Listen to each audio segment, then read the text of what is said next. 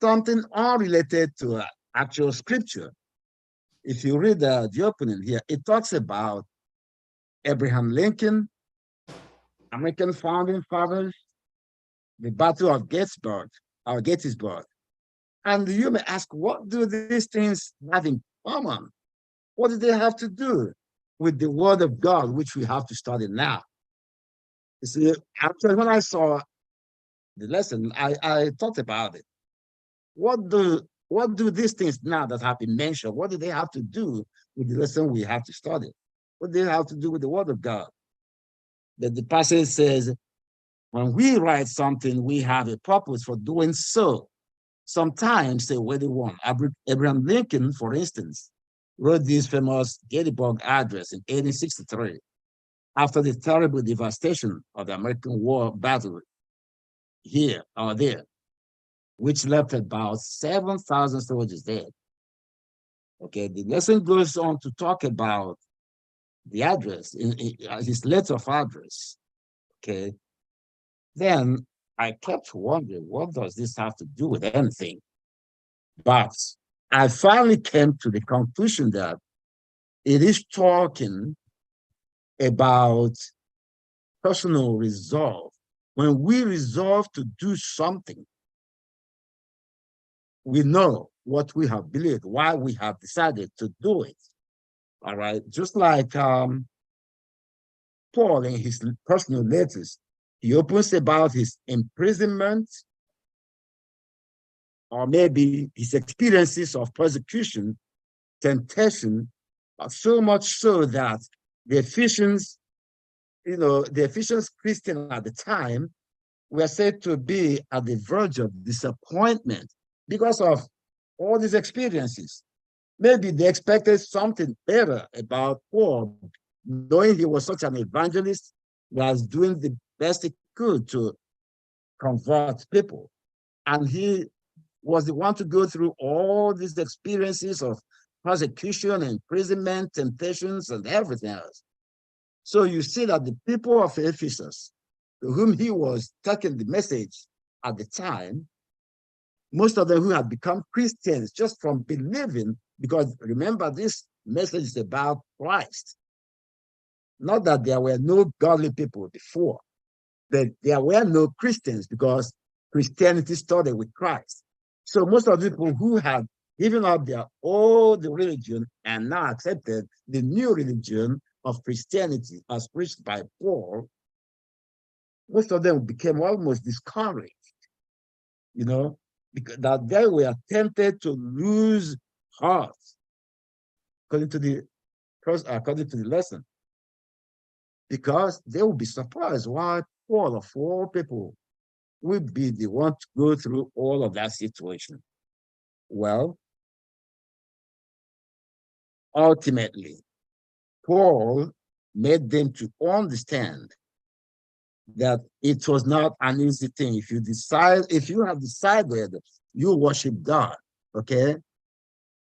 Paul reminded them that to be converted, to accept Christ as their savior, they have to become part of the church. They had ultimately become the body of Christ. And the body of Christ was not an easy thing. You will be ready to go through everything even Christ himself went through. Even all his apostles or his followers, everything they went through, you have now that has to be your own portion too. All right. So this is why the passage tells us it's all about resolve. Once you've resolved to do anything, well, you know what you've believed in, and you have to be ready to follow through with that. So Paul's experience was not an easy one all through the time. So the Ephesians now, being that they have become Christians, they will have to have a strong resolve to follow through, come what may, because they have become part of the building of the temple of God. Okay, so if we go through the book as we found in Ephesians, on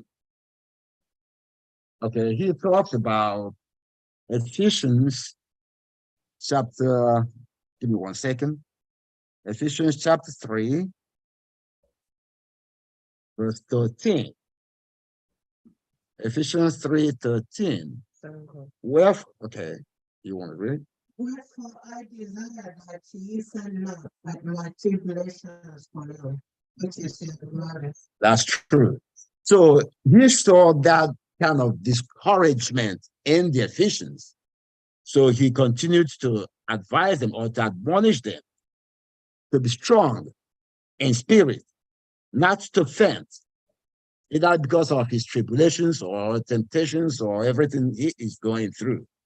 Because being a Christian involves all of this. You have to be determined on what man to follow through. Okay, so that is about the Saturday version. Now let's see what they're telling us on Sunday. It talks about the Sunday version talks about Paul, an evangelist to the Ephesus, just about the same thing. Okay, so what does Paul do on his first visit to Ephesus at the end of his second missionary? Well, here the account here also tells us about Paul meeting Aquila and Priscilla, Priscilla, his wife, and how he left them and went into the synagogue himself to pray. Okay, this we could find in Acts 18, verse 18 to 21. Acts chapter 18, verse 18 through 21.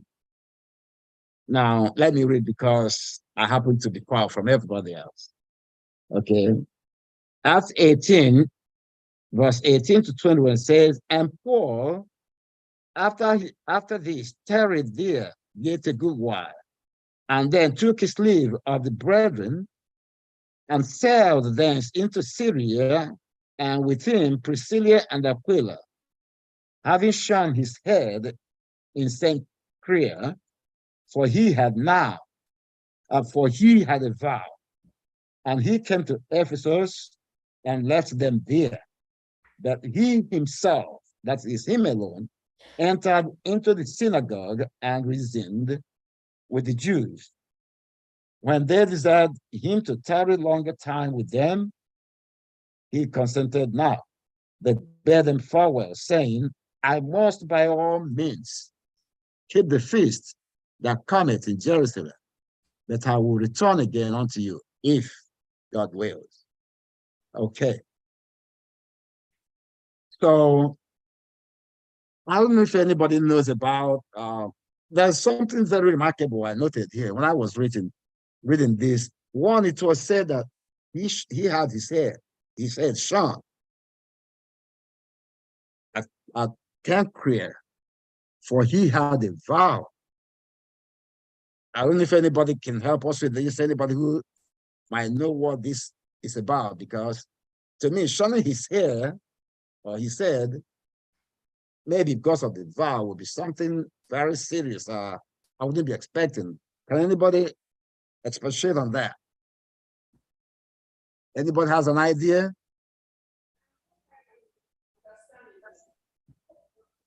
Is anybody hearing me? Yes, I am talking. What I can understand after reading that portion you read now was that we remember that when Paul was evangelizing in Asia Minor, he went to the house of Priscilla and Aquila. They were the one they called their tent makers. And Paul joined them in making that tent because he himself knew how to make tents. Then through his mixing with them, he converted them. That's what happened.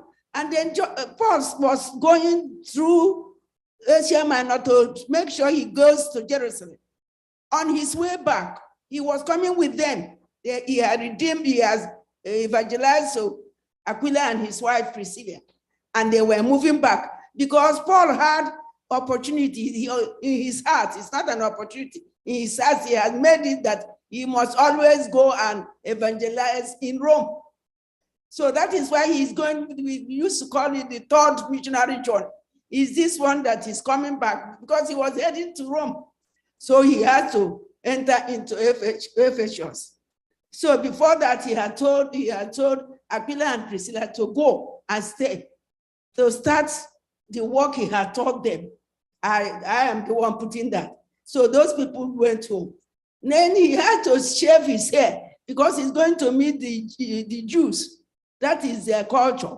So he shaved his hair, ready to meet his brothers, like you have told us, that have decided, that have said we are Christians now. They are live Christians, but not spiritual Christians. So Paul went there so that he can be able to confront them, not confront it, to be able to tell them that it's not the way you are taking it. It has to be spiritual Christians, not only lip Christians. And then doing what you think Christianities are doing now. Somebody will just get up one day and open a church, and the only reason he has is to make money. And that is exactly what they were doing in Ephesus when Paul entered there. That's all I think I gained from that point. Thank you very much. Thank you.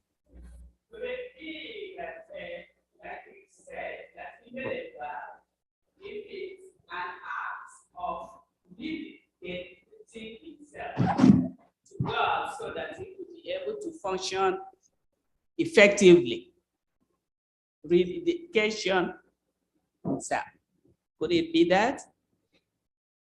It's a possibility. Just like I said, when I came across his showing his head and the vow he made, I thought there must be something very special, very particular about showing his head, because we hadn't read about that happening in any other place before. Okay, so it has to be maybe in relation with whatever festivities that were going on, either festivities or a kind of worship, but it was something special because he had made a vow, and whatever was the vow, we didn't know. Okay.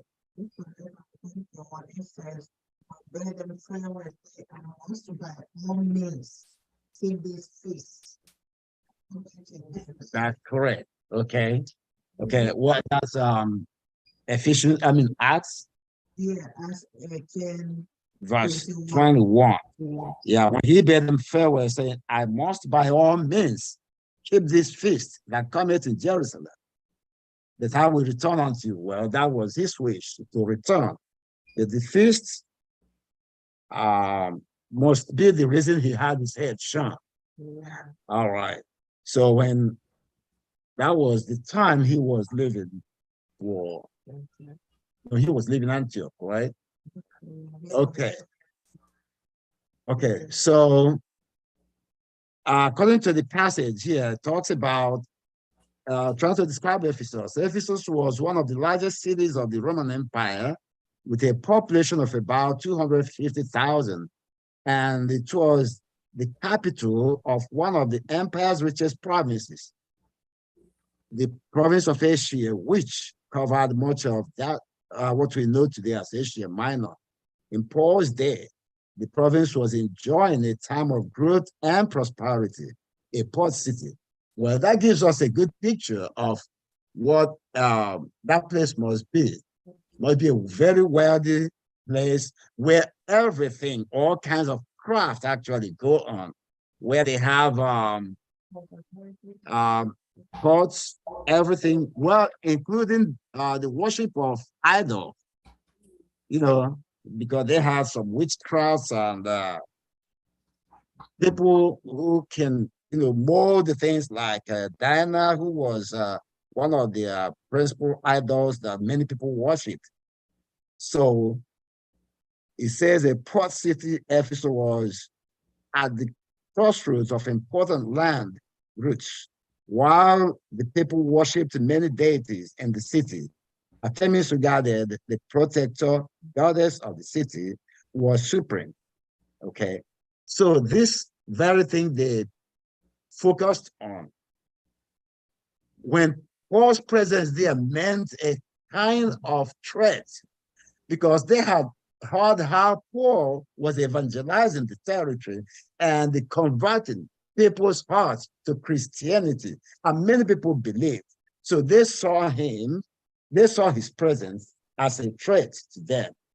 Okay, so another passage here said, what strange event led to widespread reverence for the Lord Jesus? So,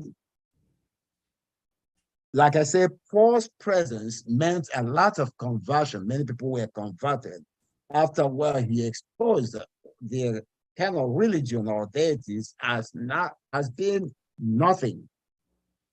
These were just vain. So many people who heard him were converted, and that brought about problem in the area, in the place. Now, what did the burning of their own books signify? Okay, the place tells us when the news of his teaching and everything. Luke shares the strange story of 7 Ethiopians, these were vagabonds anyway, exorcists in the city, mingling the name of both Jesus and Paul in their incarnations. Okay, so these were like evil spiritualists, some who claim to cast out demons, and others who claim to like sorcerers. Okay, so after they heard what Paul did or what was done through whatever handkerchief he had, so all these exorcists thought they could do the same by calling people who were possessed, claiming they could cast out evil spirits. Well, when they tried, they did not do it believing. They did not do it on the sense that they believed what they were doing. Not that they never heard about Christ. They heard about Christ, but they never believed him. So they thought they could do what the believers now, the Christians now could do, that he could go ahead, or they could go ahead and cast out evil spirits and heal those people who were possessed of the spirits. So they called them together. But when they tried, the evil spirit in one of them attacked them, telling them that he knows who Paul is, he knows Jesus Christ. But then, who are you? Because these did not have their foundation in Christ Jesus. So this actually stresses the importance of personal relationship. If they had any personal relationship with God, if they were not there to mock or to blaspheme the name of Christ, maybe they would have been able to do what Paul or other Christians did. But when they thought they could use the name of Paul or the name of Christ and accomplish what Paul was accomplishing or was doing, that it fired back on them. The devil came back, the evil spirit they wanted to cast out, challenged them, telling them they had idea of Christ. They knew who Christ was. They knew who Paul was. But who are you, the exorcists? Okay, so this is one important fact about having a personal relationship with Christ. Now, the one day lesson talks about riots and I think someone has a question. Okay, go ahead. Thank you, sir. Yesterday, when the elder was explaining this particular place, it really struck me. I was like, wow. So does it mean that the demons or the devil, they know who truly is a Christian? Because in fact, when he was reading it, I was like, they said, according to what they read yesterday, he said they flog them, they beat them, they make a mockery of them. I said, wow. So demons know those who are truly Christians. Thank you. That's a very good question. Now, I'm glad for the question because, first of all, who are the demons? And how many forces do we have controlling the whole world, heaven and earth, we have God, the supreme, the Almighty God. Then the lower force is the devil, who was in heaven as the head of the angels. But when he sinned, he and his angels were cast down. They become the demons. So, yes, the devil knows who you are. You are either a child of God or you're a child of the devil. There is no middle ground. There's no in between. If you are a godly person, the devil knows you, because the devil is the spirit of Satan, who was Lucifer in heaven. When he was cast down, he was not stripped of his powers. He had all his power. So, like God has his angels, he was one of them in heaven. But then those who obeyed him and were cast down with him became his own evil angels or demons or evil spirits here on earth. So they know exactly when you are being godly, when you are a child of God, or when you're a child of the devil. It doesn't matter what name you bear. Now, for instance, let me just make an analogy here. Here in the United States, many people have many different cell phones. Could be maybe Sprint or AT&T or T-Mobile. Then you have other sub carriers. Call it many different ones.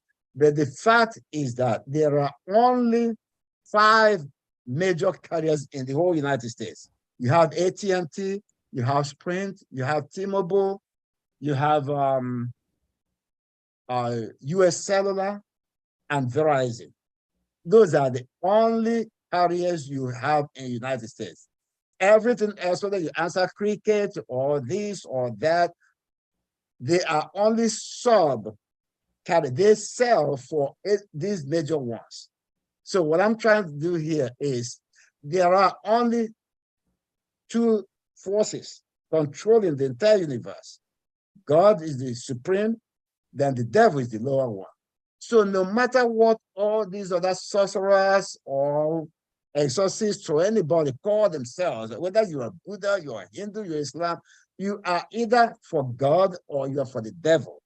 No in between, no middle ground. Okay? So yes, the devil knows who is. So now, how do we, because Paul was trying to tell us this happened in the city of Ephesus, just as we are in the city of New York. Right. And these were ordinary human beings that they wear the same clothes as you wear, and they were able to identify and tell them that Jesus we know, this we know, who are you? These are the normal people that we see around us, and they were able to point out that you are a liar, you are not a follower of Christ. Yeah. Now, bringing that now to our society, to our own world now, where this the day that we are now, we have them as well, parading as Christians. Exactly. Because that really got me thinking yesterday. I said, I need the Holy Spirit more, because because something happened sometimes when I just came to this country, and it got to a point whereby I was asked to leave the job because the person lied against me that I said something. And when I was taken to the director of nursing office, and I said, such a word can never come out of my mouth. I said, not because of anything, because I'm a Christian. Because the person was really making my life miserable. So one day I told her at the job, I said, listen, man, all you could do was fire me. I didn't use the word fire there because it's now that America, they use fire. But in Nigeria, they say sack, right? All you can do is to sack me. So that was what I said. So she went now and said, I said to suck me. Pardon my language. So when I was taken to the woman's office, I said, what? I said, I can, such word can never come out of my mouth. I said, I only said sack me. So anyway, what I'm saying is that I to myself yesterday, I said, Lord, I need more of the Holy Spirit. We do. Because at the end of the day, I confronted her and I said to her that, why would you say such a word? I'm a Christian. She said, you are not a Christian. That got me thinking that was I doing something that this woman would be able to tell me that I'm not a Christian, you know? But later when I spoke to somebody said, no, it's because she's a demon. That's why she wanted to frustrate you that you are not a Christian. Right, that's right. Yeah, teacher, You understand I just my- wanna add to what Madam is saying. Yes, this lesson is more about the mystery of God. God works in a very special way, in a way that we might not even understand ourselves. And if you know the history of creation and everything, you know how Adam and Eve, how they were deceived. You see, last lesson talks about Satan doing a similar thing that God will do. To convince us, to get us all confused. This is why we have to be deep in the scripture, so that we cannot be convinced with little things, so that we cannot be like, in little things we just fall. Because Satan will come. The scripture said that he's looking around for whom to devour. So don't be the one that will be taken, because when we are trying to use the name of God, God knows those that worship him. Right. And he can mess you up in a way that you'll be disgraced. In this case, he made them, they were disgraced because they were using the name of God falsely. So we have to be strong in the Lord. We have to know what we're doing, so that when someone comes out to tell us, oh, you're worshiping on Sabbath, why are you going to church? You should be able to say why.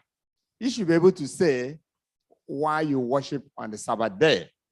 Things like that, you can easily be convinced. Remember, there's no power that is taken out from Satan, except the power of procreation. So we have to be extremely careful. We have to let the Holy Spirit work with us and dwell in us, so that we'll be able to survive situations like this. Amen? Amen. Thank you. Okay, thank you for those contributions. Okay, now our Monday talks about the riot in amphitheater. Wow. So the question is, what lessons can we draw from this story? Paul's witness in the large, sophisticated city of Ephesus was so effective that it impacted an important economic engine for the city. Tourism focused on the temple of Artemis, and what a temple it was. The magnificent structure was composed partly of 127 pillars. Okay, this is the structure, and 60 feet high. Okay, but the economic significance of that place, which what caused the riots. Okay, it doesn't matter how the structure or how the amphitheater looks, but what it attracted, the revenue the place brought in, is what caused the riot there. Okay, concerned that Paul's anti-idolatry rhetoric was draining financial support from the temple. Demetrius the silversmith whipped his fellow craftsmen into a frenzy. A rapidly expanding and a highly energized crowd spread from the marketplace into the large amphitheater, which seated some 25,000 people. There, the commotion continued, featuring 2 continuous hours of shouting. Wow, great is Artemis of the Ephesians. After the crowd is dispersed by the town flat, Paul meets with the believers and leaves the city. Wow, I think we learned about the right? People were shouting.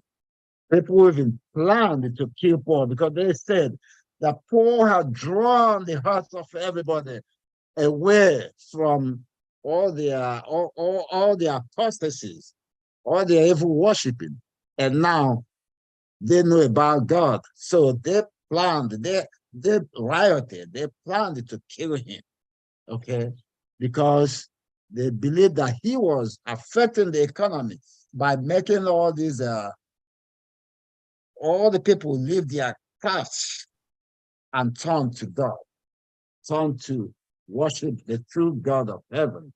So that caused a lot of problem for them. Now let's see what Acts 19 is talking about. It is the main thing here. Most of everything we're doing here in this very quarter is focused on Acts and the Ephesians only. Okay, so let's see what the passage is talking about here about the riot. In Acts 19, verse 27, it says, So so not that, only is the threat of our danger of falling into this disrepute, but also the temple of the great goddess Diana may be despised and her magnificence destroyed, whom all Asia and the world worship. okay, so that was just enough idea to cause a problem, because not only that it was worshipped, I think it was also a tourist center. The people came from different places to, to view it. So to view the temple or whatever, the theater. So a great revenue, it attracted a great revenue. But then Paul's presence became a threat because of his evangelism. Many people who heard him and believed him converted to Christianity, leaving all their crafts. So by so it reduced the economy or the revenue that was pouring in on an annual basis. Okay, when people like somebody who was a witchcraft or a witch, a wizard, or these we say no to it, no more. He's converted. So whatever revenue that came from his own side then diminished. All right. So that actually caused a very big problem for them and for Paul also, because his life was in danger, like we read from the start. He went through tribulations and torture and everything, and these were part of it. At the time, even the Jews rose against him. There was an insurrection against Paul by the Jews, not even the Gentiles. So he went through a lot. And at the end of his third missionary journey, Paul meets with the elders of the Ephesian church. How would you summarize Paul's concern? Acts 20 again, verse 17, tells us the very same experience he has, the very same thing he's been going through. It's never ended because he continued to evangelize regardless of what people do to him or say about him. So here the passage talks about, and from Miletus, he sent to Ephesus and called the elders of the church.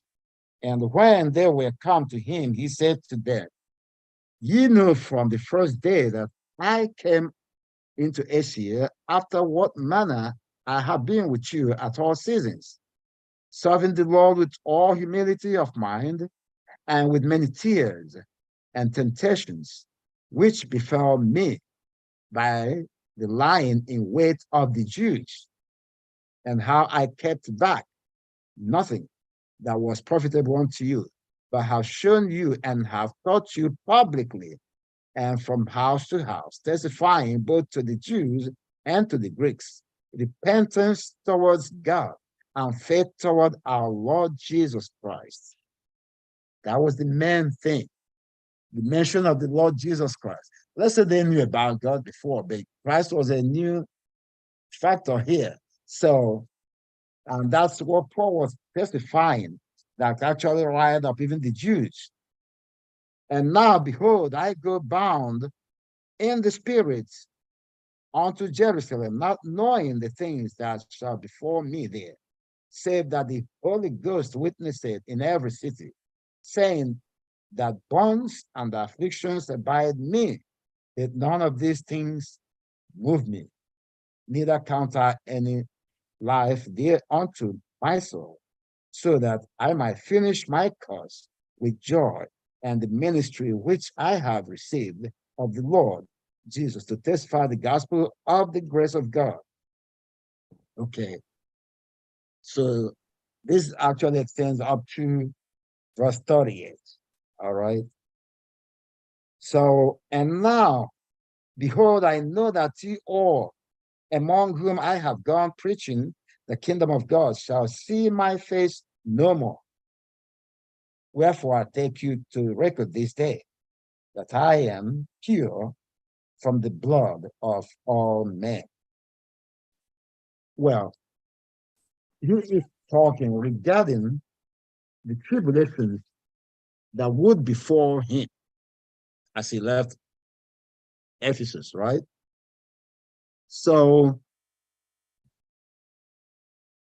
a tentative chronology of Paul's relationship to Ephesus. Well, the Bible makes the book rather makes a list of places how he traveled from Antioch to Ephesus to Syria to Galatia and all of those places. Paul's relationship to Ephesians, AD 52, Paul's initial brief visit to Ephesus, as found in Acts 18:21. This anybody can read that he saw her own time. So it says, therefore, watch and remember that for 3 years I did not cease to warn everyone, night and day with tears, said Paul. What do you think Paul would warn our church about today and why?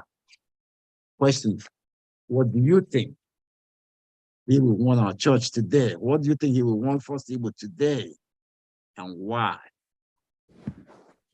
Anybody wants to say anything to that? Before I go ahead. When I read this particular place, it said, so not only is this trade of ours in danger of falling into disrepute, but also the temple of the great goddess Diana may be despised and a magnificent destroyed, whom all Asia and the world worship. You know what came to my mind? My mind went straight to the World Trade Center. Okay. All right. All right. Right? I just went to that place and, oh Lord, because he said the whole world worship has, wow. And Paul was trying to make people come back to God. I think what Paul is trying to do, if it's today, is to warn us to be alert, not to be swayed into the way of the system of the world. That's good. That's my own. That's okay. That's in my own opinion. I believe that the Lord will warn or ask the festival church today to be steadfast in prayer, to be strong in the Lord, to That's be right. able to face that day. They say in the end of the time, the things shall be so difficult. Even the most important people, even the elite, might be deceived. May the Lord keep us strong so that we will not be among those that will be deceived. Amen. Another thing, is going to ask first people to make sure they focus on Christ. Somebody be trying something and we believe in it. Instead of saying, look, I leave it to God. And we have faith, God will see us through it. If we can let that go, I'll get one of the things Chineke get happy with us to do. And I think it's a very, very important and serious matter, because the Bible says Paul did not cease to warn everybody day and night with tears. What will make a grown-up man crying that they should change? So it's a very, very serious matter. Yes. I Thank you. also want to say something. You know, this area, this Monday lesson, I think is the strongest of all the days. This is a leadership skill in action. This is a farewell message to you, to me, not only to the Ephesians. Paul is confidently saying that he has not killed anyone, and he said, which he brought with his own blood. The thing is that he is now telling them, I have done the talking, walked the walk, and done everything I should do. You might not see me again. What does that tell you? What have you done in your church, in your community? Can I confidently say that I have directed somebody who is not doing well, who is not putting Christ first in my family, in my life, and in my everything. So he is putting the blood of the sinner back on their head. You have watched me do this, do this. Akam Diocha, all I want you to do is to focus on Christ and Christ alone. This message we should read over and over and over again. It's a sermon for everyone. We have to know the genesis of the Ephesus for us to understand what Paul was saying. The exorcists were mixing things together. It was like a combination of the worship of Diana and the worship of God. And we are warned not to do that. Don't become complacent. Things will look the same, but they are not the same. Things that look like it, but is not it. A lot of doctrines that are coming into the church, they are very similar. They will seem very similar, but they are not of Christ. That is what we should be careful about as a church, as even as the Seventh-day Adventist body. Doctrines that are creeping into the church that are not biblical, but they seem biblical. They look biblical because it is a doctrine of acceptance and love and opening our doors and opening our hearts and opening our hands. It seems very similar to what God says: love your neighbors, love your enemies, love everybody. So we should be very careful that while we're worshiping God, we're doing it the right way. Thank you. To add to that, I will say that Paul wants us to check ourselves to know whether we are being directed by the Holy Spirit or by the evil spirit, and to be able to study our Bible and be grounded in his word. Amen. Well, actually, the lesson about Paul's journey did not actually end with the Ephesians, but still, we can gather so much from his interaction while in Ephesus, because there is the central focus of the lesson, Paul in Ephesus. So there are many things here in Tuesday's section that we need to go through at our own time. Okay, here it talks about hearing the letter to the Ephesians. Paul wrote Ephesians to be read aloud in the house churches of believers in Greater Ephesus. In the intervening years since Paul's departure, the Christian movement in Ephesus had grown and the number of house churches had multiplied. Yeah, we're talking about church sowing there. Okay, and the Christians' faith growing, multiplying. For those early believers, it should have been an important event to have a tight speakers and personal representative of the founding apostles. Okay, so all these other things that are the list here we have pertaining to his letter and his activities while in Ephesus, we can read any of those at our own time. It looks like we are running behind time, but we will try the best we can to do justice to the lesson. So Ephesians, like in Wednesday section, it talks about Ephesians in its time. Okay, so we have learned much about the Ephesus, or about his presence, while his activities while he was in Ephesus. And it continues. The passages here to read is the same, we've read over and over. Ephesians 1, where for what we took our memory verse, 1, 9 and 10. Ephesians 2, Ephesians 6, 21 to 24. So at the outset of the letter, Paul identifies himself as the author, that we know. So near the middle of the letter, Paul again identifies himself by name, labeling himself the prisoner of Christ. We've known all these. So for you, Gentiles, which introduces a personal reflection on his work as an apostle. Now, near the end of the letter, he again refers to his imprisonment. Well, we touched on all these things at the start, right? because Paul mentioned about his imprisonment, his persecutions, his temptations, and all his experiences for being an evangelist, a preacher of the gospel. So Ephesians seems to share the same general timing and circumstances with other letters Paul writes from the prison. Okay, so we have done justice to this section because we've learned so much about his activities while in Ephesus, and the whole lesson focuses on him. So let's go on to Thursday, given the fact that we're behind time. Ephesians, a Christ-saturated letter. Still talking about that letter. How does Paul announce the theme of his letter? This we can find in the very same memory text, Ephesians 1, 9 and 10. We're not going to repeat that, okay? So how can the message of Ephesians be summarized? From prison, Paul sets forth a vision of God's Christ-centered plan for the fullness of time and the church's role in it. God has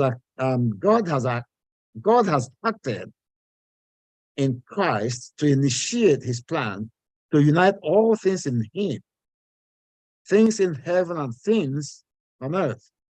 And he did so by creating the church as an entity composed of one humanity of both Jews and Gentiles. Believers are called to act in concert with the divine plan, signaling to evil powers that God's ultimate purpose is on the way. As Ephesians 1, 9 and 10 proclaims the unity of God has in mind is centered in Christ. So it is no surprise to discover that Ephesians is a Christ-centered or Christ-drenched letter that everywhere praises the actions of God in Christ and celebrates the access of believers to the spiritual resources offered them in Christ. Paul employs the phrase in Christ and similar phrases more than 30 times, and everywhere lifts up Jesus. As you read the letter, watch for these phrases and stay alert to the many ways Paul focuses on Jesus. Paul seeks to reignite the spiritual commitment of believers in Ephesus by reminding them that they are part of the church, which is at the heart of God's plan to unify all things in Christ. When he uses the word church in the letter, he means the universal church or the church at large rather than a local congregation. Well, we understand this. When Paul talks about the church, it's not just one church, one congregation. It means entire body of believers, the body of Christ, wherever it is found. But the true body, because there are congregations, there are churches who teach whatever they want, maybe to make the members feel good. They teach some feel-good doctrines. Well, these are not Seventh-day Adventists anyway. The body of Christ cannot be mistaken because God, the Bible tells us that God knows those who are his. So the Bible tells us in whatever we're doing, we just have to have a personal resolve, believe in what we are doing, have a personal relationship with Christ. That is the major focus. That was the main thing that sustained Paul in his efforts. If he never had that focus in Christ or that personal relationship, all the persecutions and temptation trials he went through would have discouraged him. But in his letter, he encouraged, rather, when he noticed the discouragement, disheartedness that was about to set in the Ephesians, he tried to encourage them, reminding them of why they are converted, why they are children of God, why they have to be the body of Christ. So they have to go through all of that tribulation. Okay, so in the church of which you are a part, the Seventh-day Adventist Church, God is drawing together a transnational, multilingual and a multiracial, cross-cultural community that points the way to the fulfillment of his plan to unite all things in Jesus. How can we work in concert with God, with God's grand plan? Okay, so that's a good question. And the try there summarizes everything with food for thought. That's Yes. that question, Ejuru, we need to answer it. All right. Because Okay. that is hypocrisy written down. If we say as a multinational, multilingual, and when you come here, people will tell you this is a white church and a black church. We cannot achieve that. When we continue to write these things, and the world is reading this, and we're saying this is a church that is multinational, multilingual, multiracial, cross-cultural community. It is a lie in our church. And there's never how we can never achieve that purpose, that grand plan, if we are still disunited in this format. Until the church agrees. When I see you, that's who is coming from New York, and somebody from California here will join with you. We have one thing in common. And because we are black, I'm a white, we can join together because we have one focus in common. That is only point in time when we can achieve this message going around the world. But when we are disunited in this format, where in a conference, if you're black, you can never be anything in that conference, or in that conference, if you're white, well, when you're a black, you walk into a church, an Adventist church, and that church is full of white, everybody deserts the bench for you. We cannot achieve it. Okay. Yeah, thank you for that. It's a very serious issue.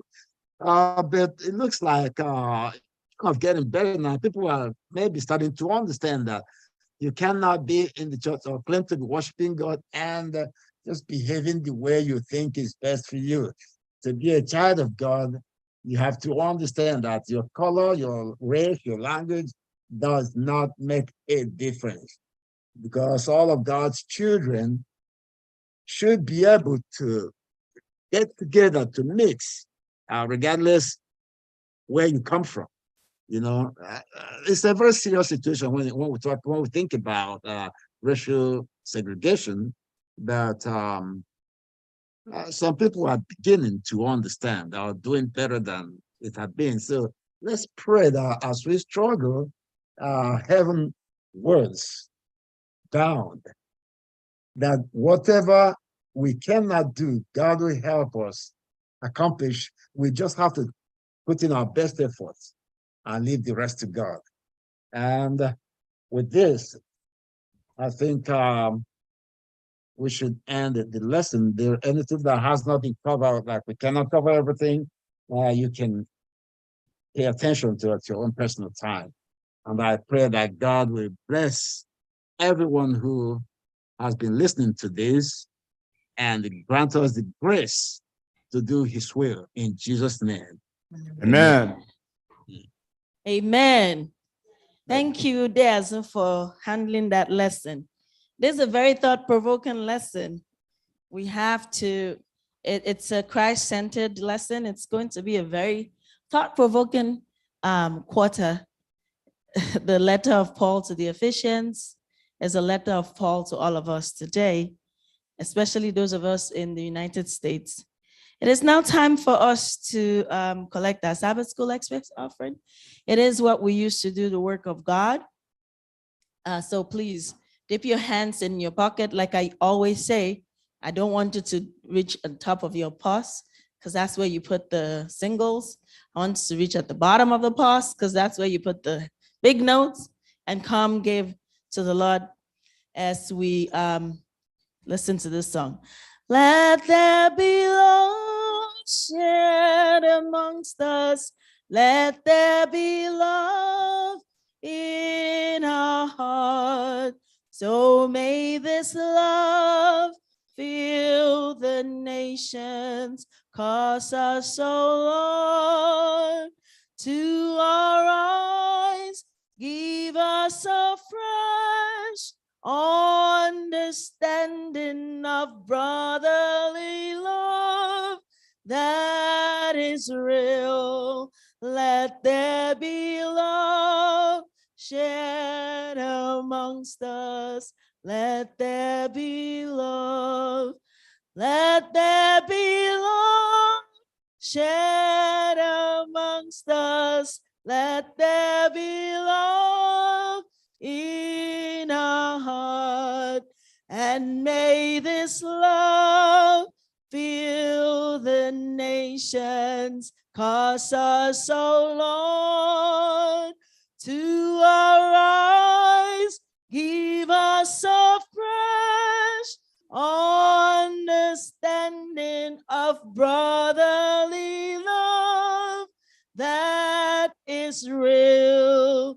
Let there be love shared amongst us. Let there be love. One more time.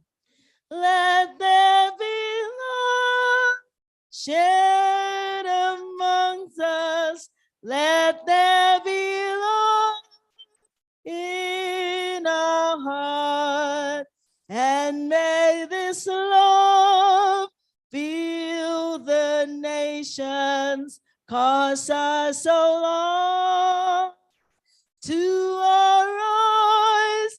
Give us a fresh understanding of brotherly love that is real. Let there be love shared amongst us. Let there be love. Amen. Thank you all for joining us for this wonderful lesson. Please join us same time next Sabbath for the second lesson in this quarter. It's going to be about God's grand Christ-centered plan. So it's not just God's plan, it's a grand plan, but it is Christ-centered. Join us next Sabbath for this wonderful lesson. And we pray that as we do that, the Lord will bless us. And our memory verse for next Sabbath will be Ephesians chapter 1, verses 3. And it says, "Blessed be the God and the Father of our Lord Jesus Christ, who has blessed us in Christ with every spiritual blessing in the heavenly places." Let us come and see how, God has blessed us and how he wants our focus to be on Christ and on Christ alone. We'll bring the Sabbath school to a close this morning by singing from SDAH 375. SDAH 375, work for the night is coming. Let's all rise. Work for the night is coming when man's work is done. Work for the night is coming. Walk through the morning hours. Walk while the dew is sparkling. Work meets spring in flood. Oh, walk when the day grows brighter under the golden sun. Walk for the night is coming when man's work is done. Walk for the night is coming. Work through the sunny moon. Fill bright stars with labor. Rest comes sure and soon. Oh, give every flying minute something to keep in store. Work for the night is coming when man's work is done. Walk while the night is coming under the sunset's calm. While their bright tents are glowing, work for daylight flies. Walk till the last bit faded to shine no more. Walk while the night is done.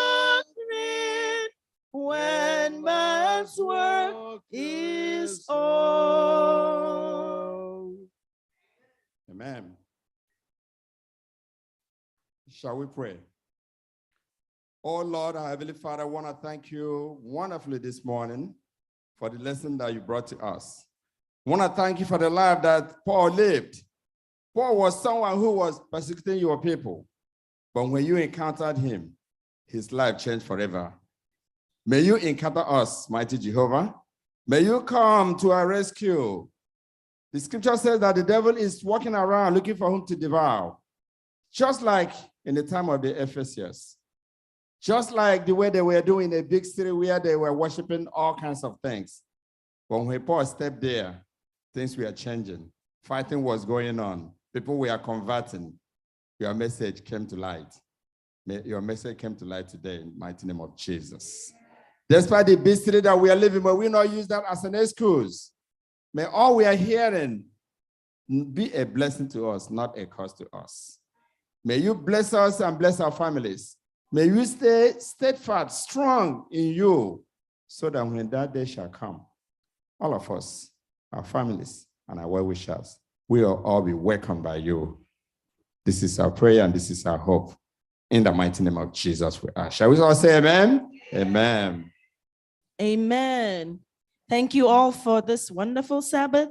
Please join us same time next Sabbath. Sabbath school starts at 9:30, and we pray that as we all worship, that the Lord will bless us, and the blessings of the Sabbath would be our portion now and forevermore. Amen. We welcome you to Sabbath school. We are happy that you are here. Happy Sabbath day. Happy Sabbath day to you all. Till we meet again. Hallelujah. We welcome you to Happy Sabbath day. Happy Sabbath day.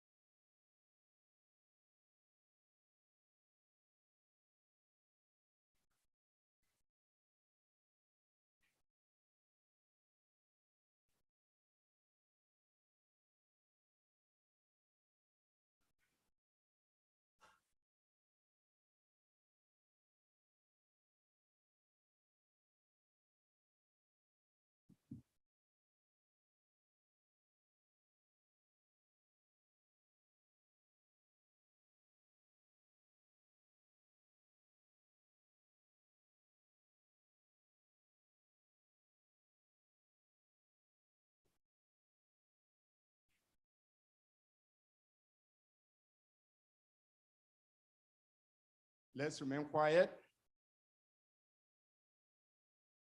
Let's sing hymn number 109. Hymn number 109. Let me sit in down to the people that are supposed to do the praise and worship coming. 109, Marvelous Grace. Let's go. Marvelous grace of our loving Lord. Go. Marvelous grace of our loving Lord, grace that exceeds our sins and our guilt. Yonder on Calvary's mount outpoured, there where the blood of the Lamb was slain. Marvelous grace, infinite grace, grace that will pardon and cleanse within. Grace, grace, God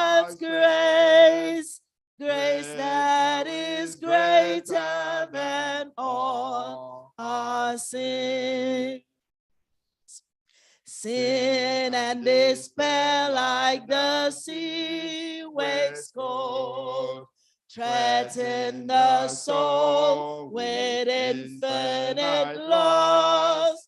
Grace that is greater, yet grace untold, points to the refuge, the mighty in grace, grace, God's grace, grace that will pardon and cleanse within, marvelous grace, God's grace, grace that is greater than all our sins. Marvelous, infinite, much less grace, freely bestowed on all who believe. Ye that are longing to see his face, will you this moment his grace receive? Oh, grace, grace, God's grace, grace that will pardon and cleanse within, grace, grace, God's grace, grace that is greater than all our sin. Deep and wide, deep and wide, there's a fountain flowing deep and wide. Deep and wide, deep and wide, there's a fountain flowing deep and wide. Deep and wide, deep and wide, there's a fountain flowing deep and wide. For you, for me, for all of us, there's a fountain flowing deep and wide. For you, for me, for all of us, there's a fountain flowing deep and wide. Amen. Are we happy to be here? If you're happy and you know it, clap your hands. If you're happy and you know it, clap your hands. If you're happy and you know it, then you really want to show it that you're happy and you know it, clap your hands. If you're happy and you know it, say amen. If you're happy and you know it, say amen. If you're happy and you know it, then you really want to show it that you're happy and you know it, say amen. My hands are filled with the blessings of the Lord. My hands are filled with the blessings of the Lord. So anyone I touch, they shall be blessed. My hands are filled with the blessings of the Lord. Amen. It's okay. It's all right. It's just a few of us, but we're still going to sing, right? Because we're happy to be here. It's not right, but it's by God's grace, right? So we appreciate him for all he has done. Led us throughout the week. I'm very happy to be here today. People know what happened? This day, 14 years ago, this day, God blessed me, was the day that I had my son. This day, 14 years ago, yes, my father came back to me, my Daniel. So today is a very special day for me. Happy birthday. No, that's my own Daniel. Oh, that is my dad, my father. I have my father again. My dad is gone, but I have my father again. Thank God for today. So we happy birthday, Casey. Happy 14th birthday, Casey. So we're all happy to be here, right? We're healthy. Even though some of us are sick, but we're healthy, right? We're able to be here. So we're going to thank God for bringing us here, right? Abraham's blessings are mine. Abraham's blessings are mine. I am blessed in the morning and blessed in the evening. Abraham's blessings are mine. Hallelujah. Abraham's blessings are mine. Hallelujah. Abraham's blessings are mine. I am blessed in the morning, blessed in the evening. Abraham's blessings are mine. Jehovah, Idebube, Nebaino, Jehovah, Idebube, Jehovah, Idebube, Nebaino, Jehovah, Idebube, Neligwe, Neligwe, Igbo SDA, Nelua, Inachachi, Nalamo, Igbo Dike, Naga, Jehovah, Idebube. Ikarịrị ha si n'ịbụ Chineke, ikarịrị ha si n'ịbụ. Ikarịrị ha si n'ịbụ Chineke, ikarịrị ha si n'ịbụ. Idebube, ịmara mma, ikarịrị ha si n'ịbụ. Idebube, ịmara mma, oh, ikarịrị ha si n'ịbụ. You are greater than what people say. Jehovah, you're greater than what people say. You are wonderful. You are glorious. You are greater than what people say. You are wonderful. You are glorious. You are greater than what people say. Amen. Amen. SDA 1. SDA 1. Praise to the Lord, the Almighty, the King of creation. Praise to the Lord, the Almighty, the King of creation. Praise to the Lord, the Almighty, the King of creation. Oh, my soul, praise him, for he is thine help and salvation. Oh, you now to his temple draw near. Join ye in glad adoration. Praise to the Lord, who all things so wondrously reigneth. Shielded thee under his wings, ye so gently sustained. Hast thou not seen how thy desires have been granted in what he ordained? Praise to the Lord, who doth prosper thy work and defend thee.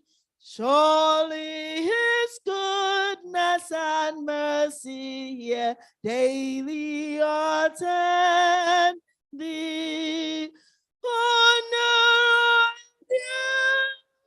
what the Almighty can do, if with his love he befriend thee. Amen. Amen. Immortal, invisible God, only wise. SDA 21. Immortal, invincible, God only wise.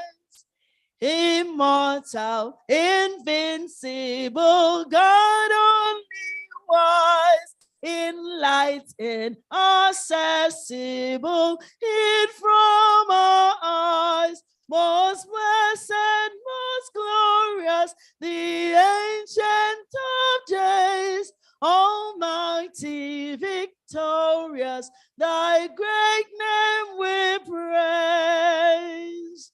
Nor resting, unhasting, and silent as night, no wanting or wasting, thou rulest in might.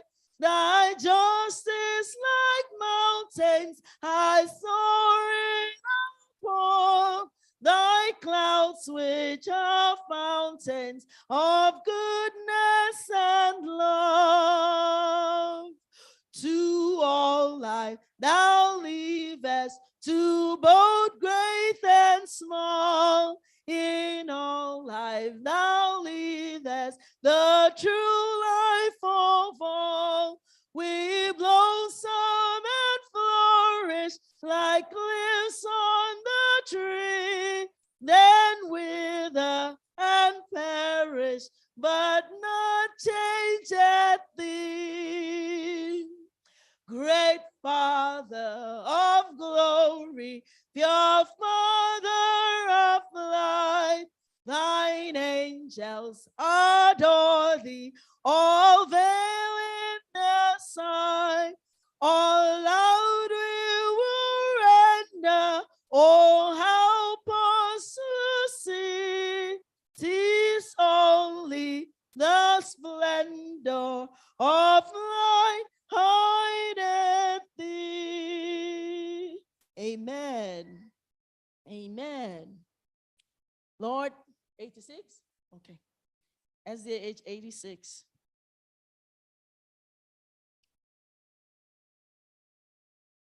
How great thou art, O Lord my God, when I in awesome wonder. Oh Lord my God, when I in awesome wonder. Oh Lord my God, when I in awesome wonder consider all the works thine hands have made. I see the stars, I hear the rolling thunder, thy path throughout the universe displayed. Then sings my soul, my Savior God, to thee. How great thou art, how great thou art. Then sings my soul, my Savior God, to thee. How great thou art, how great thou art. When through the woods and forest glades I wander and hear the birds sing swiftly in the tree. When I look down from lofty mountains grandeur and hear the birds and feel the gentle breeze, then sings my soul, then sings my soul, my Savior God, to thee. How great thou art, how great thou art. Then sings my soul, my Savior God, to thee. How great thou art, how great thou art.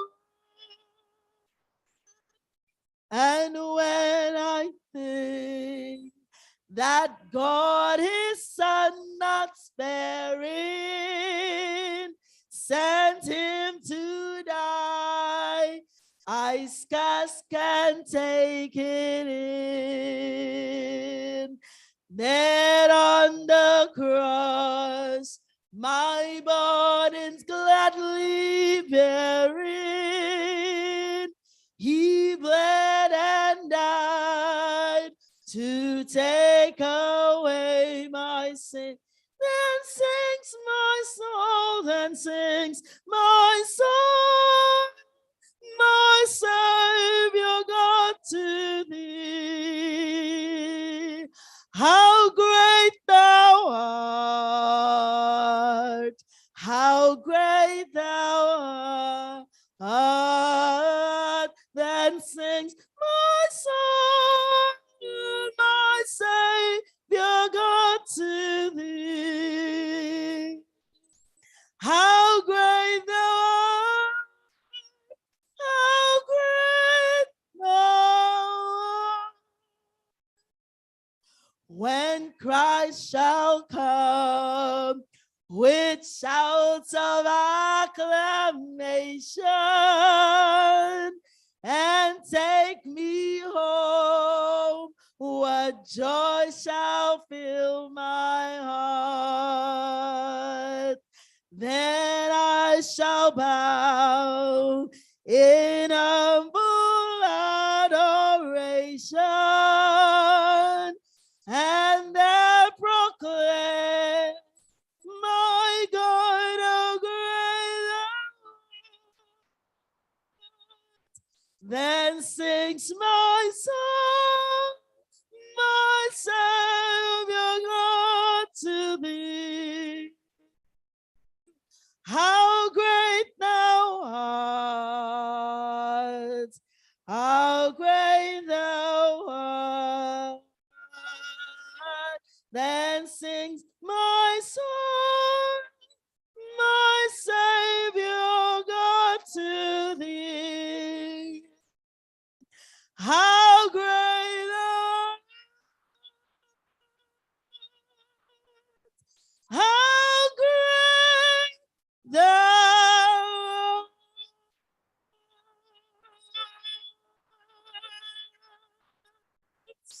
Amen. Amen. 334. SDH 334. 334. Come, thou fount of every blessing. Come, thou fount of every blessing. Fill my heart with joy and love. Come, thou fount of every blessing. Tune my heart to sing thy praise. Streams of mercy, never ceasing, calls for songs of loudest praise. Teach me anger to adore thee. May I still thy goodness prove, while the hope of endless glory fills my heart with joy and love.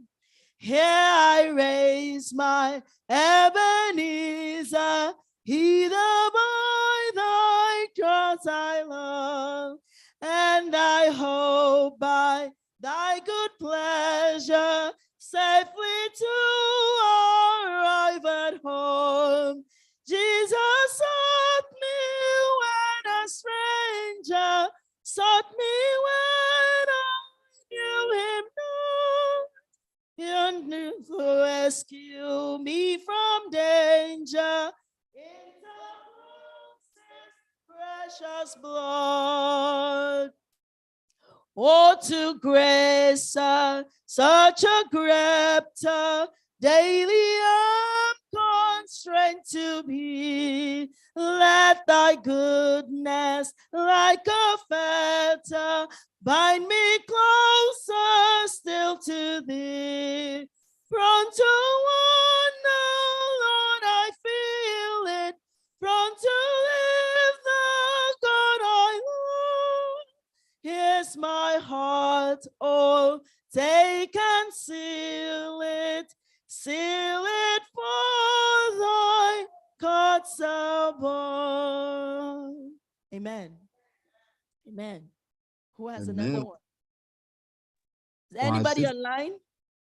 561. 561. Thank you, Diazo. 561. Diazo, we don't know it though. Sing it for us. I'll sing Diazo. it. Okay. Give me a second. Right now, let me get it. 561. Okay. We plow the fields and scatter the good seed on their land, but it is fed and watered by God's almighty hand. He says there's snow in winter, the warmth to swell the grain. The fresh life. I'm sorry. The breeze. I breathe the sunshine. And soft, refreshing rain. Amen. The good These giver. doors are sent from heaven above. Then thank the Lord, oh, thank the Lord for all his love. Amen. I was waiting for. Okay. But then they make a complete it for us. We're waiting. Okay.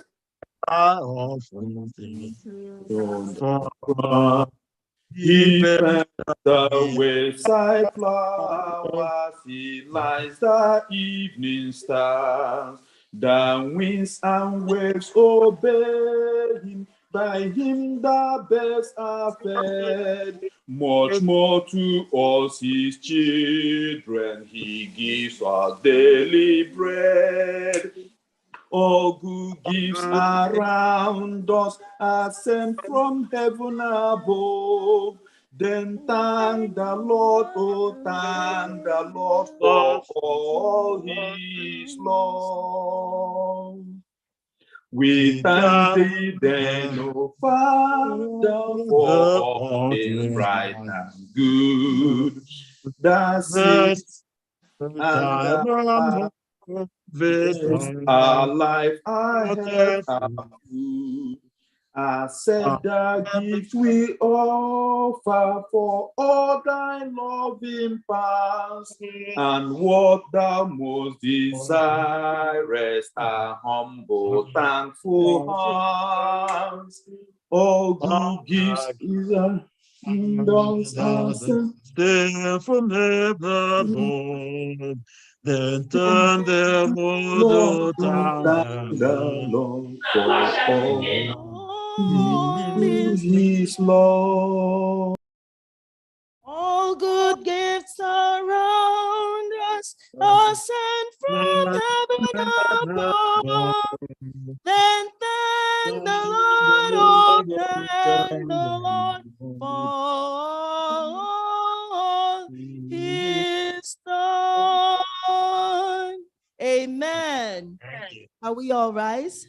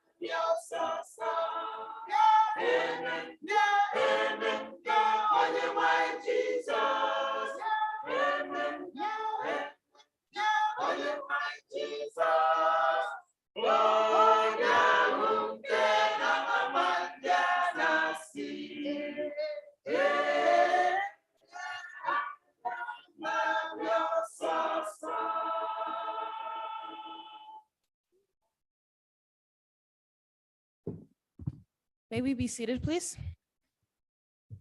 Happy Sabbath, church. Happy Sabbath, church. I would just like to welcome you all, and I pray that we all had a good week. I would like to also welcome those that are online on Zoom and all our other platforms such as YouTube and Facebook. And I pray that the Lord shall continue to bless you all and strengthen you as you continue to worship with us. Amen. Amen. I would like to start with our announcements. Church board meeting is going to be next week, Sabbath, immediately after Vesper. Board members, please take note. Brother Emeka Ahunamba and Sister Inanna Ujatu are thanking the women of First Igbo for their condolences after church last Sabbath. They appreciate your words of encouragement and prayers and gifts. Next Sabbath, July 8th of 2023, is the Women Ministries Emphasis Days. All women, both young, youth, and old, are encouraged to prepare themselves to participate. And lastly, prayer ministry week of prayer is from July 16th to the 22nd. Good morning, everyone, and happy Sabbath. Well, the church is full. Yes. Just believe the church is full because the angels of God are with us. Amen. The Bible says where 2 or 3 are gathered in his name, that he is there. Yes. So I just want to put more strength to our sister's announcement regarding the Women's Emphasis Day next Sabbath. It's not just the Emphasis Day, we're also doing our fundraising. Those of you online, those of you sitting down here, our men, we rely on our men. We need your support. We need money to continue to run this ministry. So please, next Sabbath, the women, the children, the old, the men, please fill your pockets to support the women next Sabbath. Thank you and God bless. Shall the church rise for their affirmation of faith?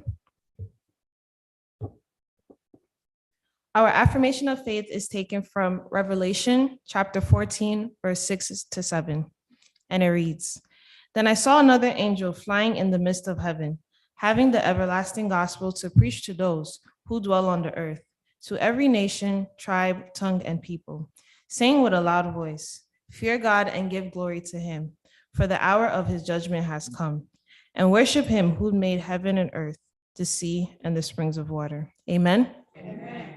Our call to worship is taken from Psalms chapter 33, verse 20 to 22, and it reads, "Our soul waits for the Lord.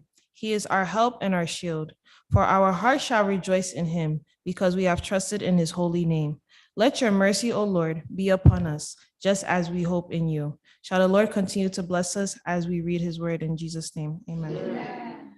As a sweet, sweet spirit in this place, and I know there is a spirit of the Lord.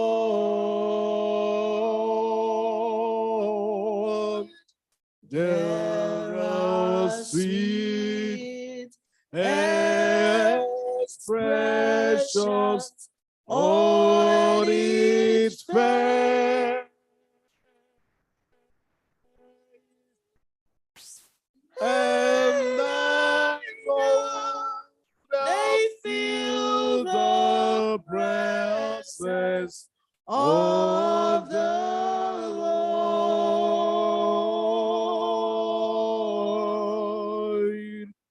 Sweet Holy Spirit, sweet heavenly dove, stay right till we feel of sweet love, and for His blessed we'll lift up hearts in prayer. Without a doubt, we know that we have been revived when we shall leave this place.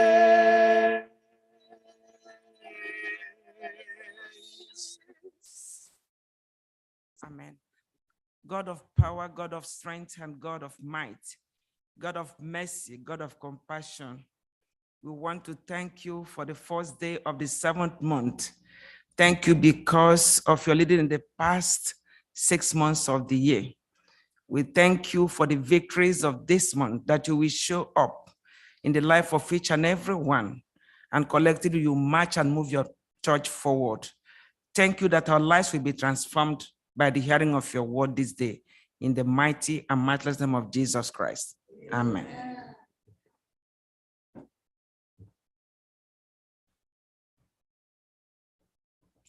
Our opening song for the divine service will be taken from SDA H569. SDA H569. Pass me not, O gentle Savior. Pass me not, O gentle Savior. Hear my humble cry. While all others thou art calling, do not pass me by. Savior, Savior, hear my humble cry. While all others thou art calling, do not pass me by.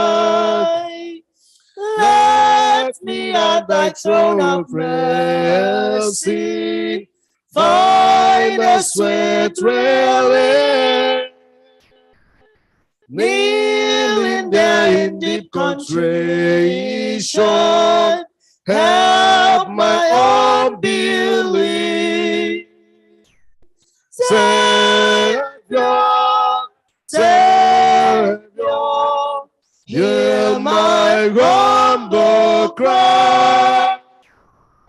While all others thou art calling, do not pass me by. Trusting only in thy merit, when I see thy face, heal my wounded, broken spirit, save me by thy grace. Savior, Savior, hear my humble cry. While all others thou art calling, do not pass me by. While on others thou art calling, do not pass me by. Thou the springs of all my comfort, more than life to me. God beside thee, whom in heaven but thee.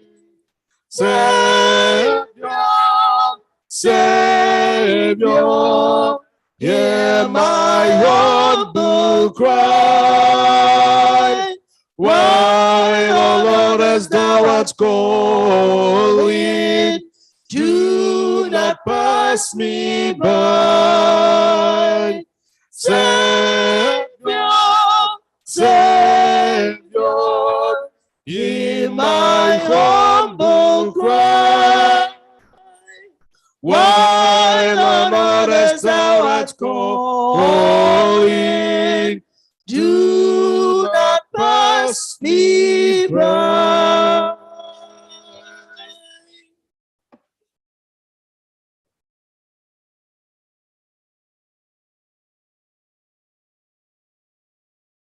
Amen. Today will be, may we remain standing, please? Today we'll be taking our scripture reading from the book of John, chapter 11. We'll be reading from verse 21 to 23. I'm reading from New International Version. And it reads, Lord, Martha said to Jesus, if you had been here, my brother would not have died. But I know that even now God will give you whatever you ask.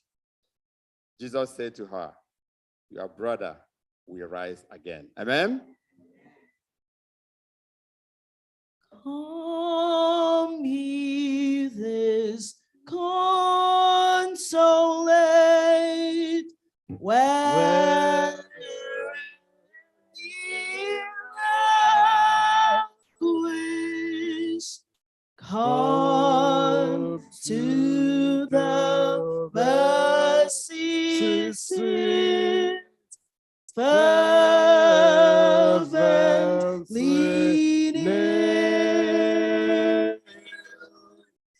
Here bring your wounded hearts, here tell your well grace, and cause no sorrow that heaven cannot heal. And cause no sorrow that heaven cannot heal. Amen. Our song is our prayer this morning. Earth has no sorrow that heaven cannot heal. We sang it. Pass me not, O gentle Savior. Hear my humble cry. God have heard it all. We have all come this morning with one burden or the other in our hearts. We have passed through the week. Something must have gone wrong in one way or the other, either in our life, in the life of our children, in our family, our neighbors, our loved ones. But one thing God is telling us this morning is that earth has no sorrow that heaven cannot heal. Amen to that. Father God, your children whom you loved so much, your children whom you have called out, Lord, from our darkest points in our life. You called us out, Lord, into your marvelous light. We are not special more than others, but Father, you decided to call us. When Jesus was on this earth, during his ministry, he called some people, his 12 disciples. They were not the only people living on the earth, but Father, he called them for your ministry. And this morning, Father, you have called us, and we are here kneeling before you. Father, we have come today, O Lord, to worship you. Father, we know we are your children, Lord. You have laid your life. You have laid everything you have for us. You have called us. You have done so many things in our life that you don't even need to say a word to us. All we need to do is just to follow you, to drop everything we have and follow you. But Father, we are so weak that despite everything you have done to us, we are not even following you. We are not obeying your word. Father, we still find ourselves not worthy to come before your throne of grace. But Father, you have made it possible for us to come, and we are here. And we are asking you, Lord, in every way, in every manner, we have come short of thy glory. In any way we have sinned against you. In any way we have sinned against our fellow human being. In any way we have sinned against our neighbors, our sisters, our co-worker. Father, we ask you to forgive us, oh Lord. And Father, as we are asking for forgiveness, we are asking you, oh Lord, may we find it in our hearts, those who have stepped on our toe, those who have done something wrong to us. May we find it a place in our hearts to forgive those people. Because you said we are asking you to forgive us. You cannot forgive us if we don't forgive those who have sinned against us. Father, we ask you on both sides, forgive and have mercy upon your children in Jesus' name. Father, we have come with our shortcomings. We have come with all our sicknesses. We have come with our burdens. Father, we have come with our financial problems, our spiritual problems more especially. Father, we have come to seek your face. We have come to receive healing. Lord, today is your holy day, the Sabbath day, a day you created, a day you blessed, a day you sanctified, a day you made holy. Father, we have come to obtain mercy. And we are asking you, no matter how unholy we are, Father, we are asking you to please cleanse us and wash us and make us as clean as the white garment in Jesus' name. Mighty Jesus, have mercy on us, Lord. Have mercy on us, Father. And we're asking for the indwelling of your Holy Spirit in our life, because we cannot do anything if your Spirit is not within us. Father, in all the ministries in this church, I commit into your hand, because the ministries cannot move forward except you are with us, Father. I'm asking you this morning, Father, to bless every ministry in this church. Bless all the leadership in this church, Father, from the pastor, Lord, to the youngest, Father. We ask you, Father, to fill us anew. Fill our hearts anew. May we remain focused on you every day of our life. Every step of our life, oh Lord, may we know that you are God and there is none like you.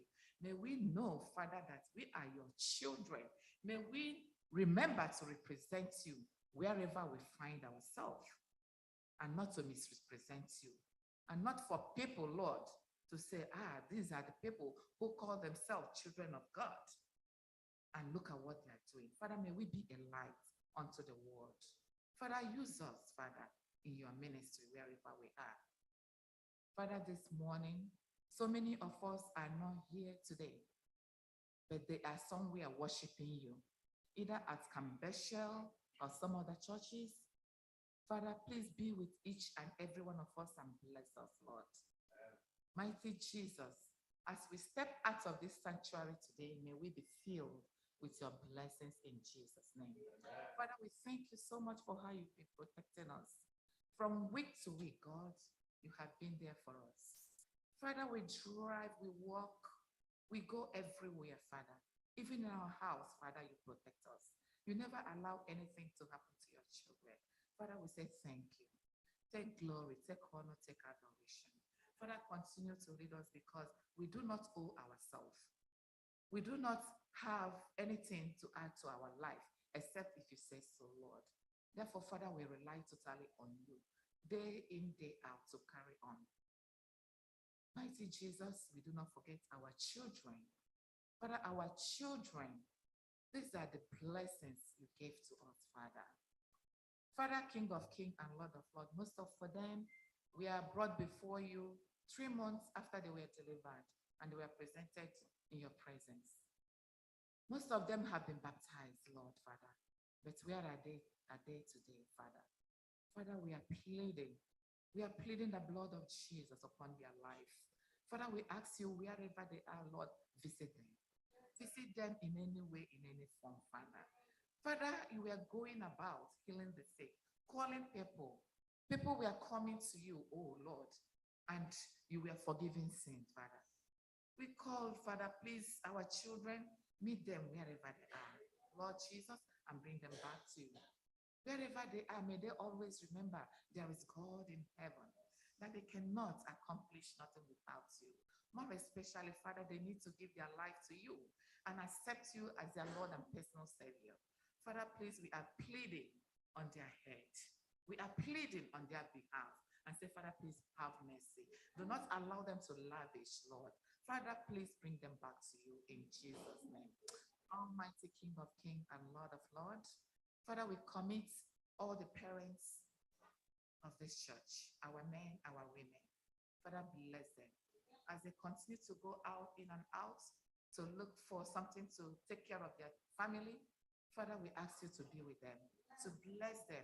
Whatever their hand touches, may it be blessings all the way. And as you bless us, O Lord, may we always appreciate you, Father. Mighty Jesus, we thank you for everything. We thank you for our sisters who are sick at home. We thank you for our brothers who are at home. Father, we ask you to stretch forth your hand upon them. As you continue to heal them, Father, we know you are not done with them. They are still your projects, Lord, and you will complete your project to the end because you have never started a journey and never completed it. Father, therefore, we commit their life into your hand. Even those of us we are here, Father, we have one problem, one pain, one headache, or the other, Father. You know us more than we know ourselves. You know inside our body right now what is going on. Because there are some sicknesses in the body we don't even feel until they are right and they come out. So, Father, we ask you, Father, from the head, the hair on our head to the toe, Father, we ask you to search all around us and cleanse us with the blood of Jesus Christ and make us holy, because today is your Sabbath day and we are standing before you. We are asking for your cleansing power upon our life. Wherever the sickness is hidden, whether in the blood, in the bone, Father, we ask in the mighty name of Jesus, may we be healed. Amen. In the mighty name of Jesus. Amen. Father, we thank you for the speaker of the hour. We thank you for our sister, Lord, whom you have blessed, oh Lord, so much. Today, she is going to break the bread of life to your children. Father, we ask you to use her.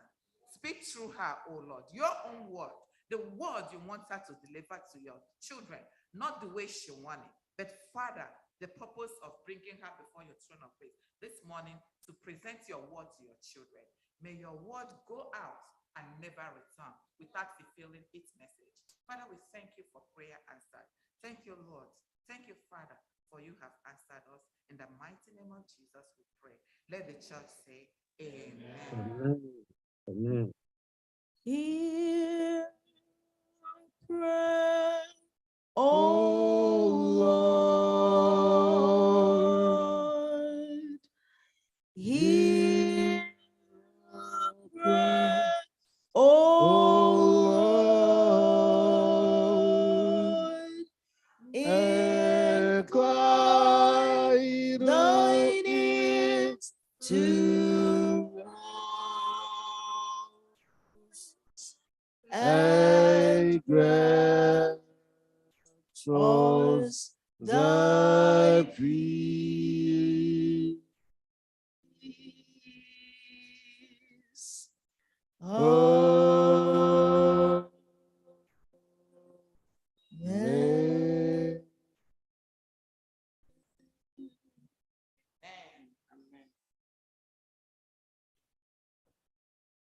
Jesus loves the little children, all the children of the world, red and yellow, black and white, They are precious in his sight.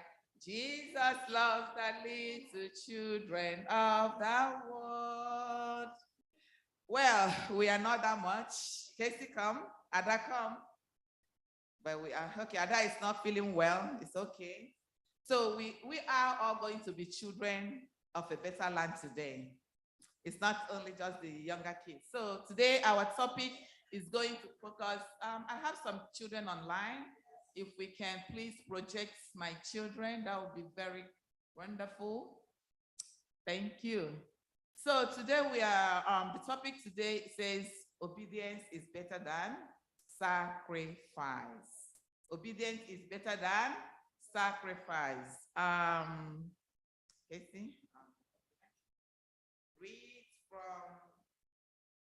read for me 1 Samuel 15:22. And Samuel said, "Hath the Lord as great delight in burnt offerings and sacrifices as in obeying the voice of the Lord? Behold, to obey is better than sacrifice, and to hearken than the fat of rams." Amen. So there are so many stories in the Bible where God needed us just to obey, just to listen. I will just take, for instance, during the time of Noah, we all know Noah, God asked him to build an ark, and that he's going to destroy the world with flood.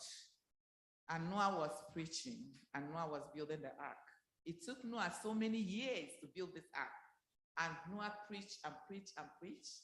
And a lot of people were laughing at Noah, doing what they want to do, going their own way. They never listened.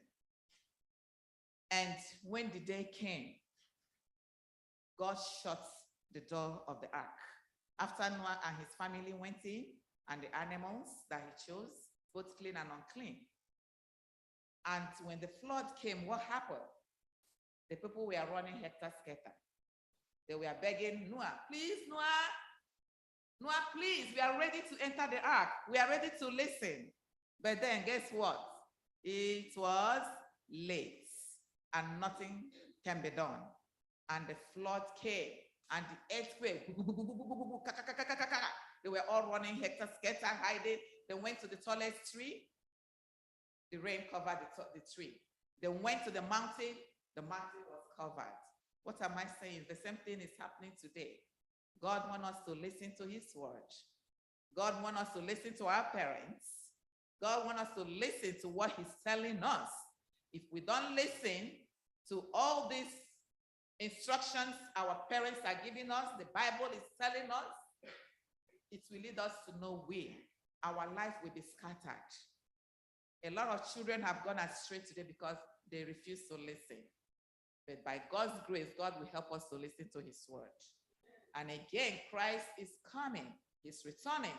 The word of God is going everywhere. We really have to listen in every aspect of our life that we might be saved. May God bless us in Jesus' name.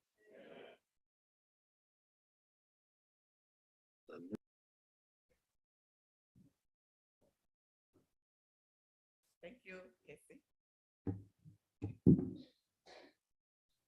Okay, all right. Offering time. Offering time.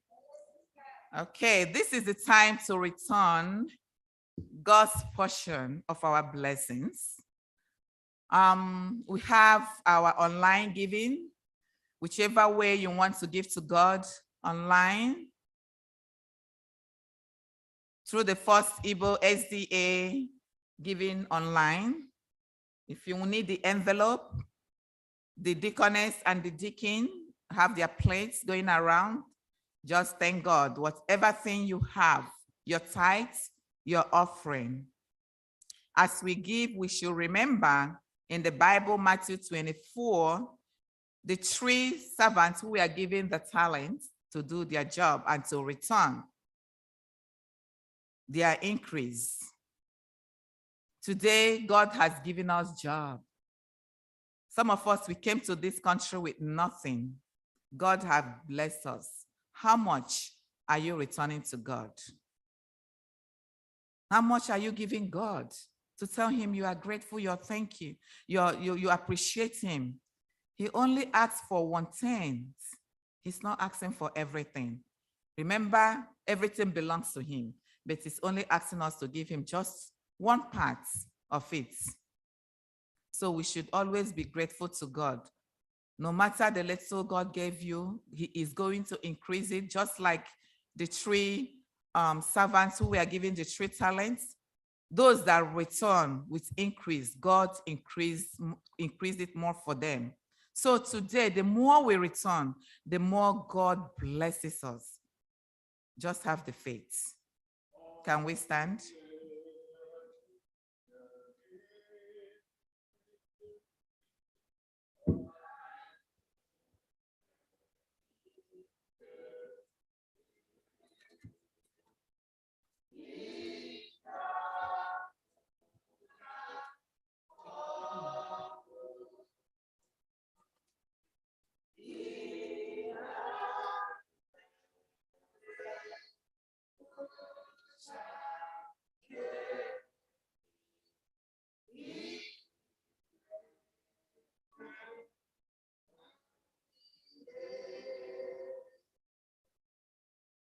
We have 2 special Thanksgiving this morning. One of our grandmother is thanking God for what he has done for her in Nigeria.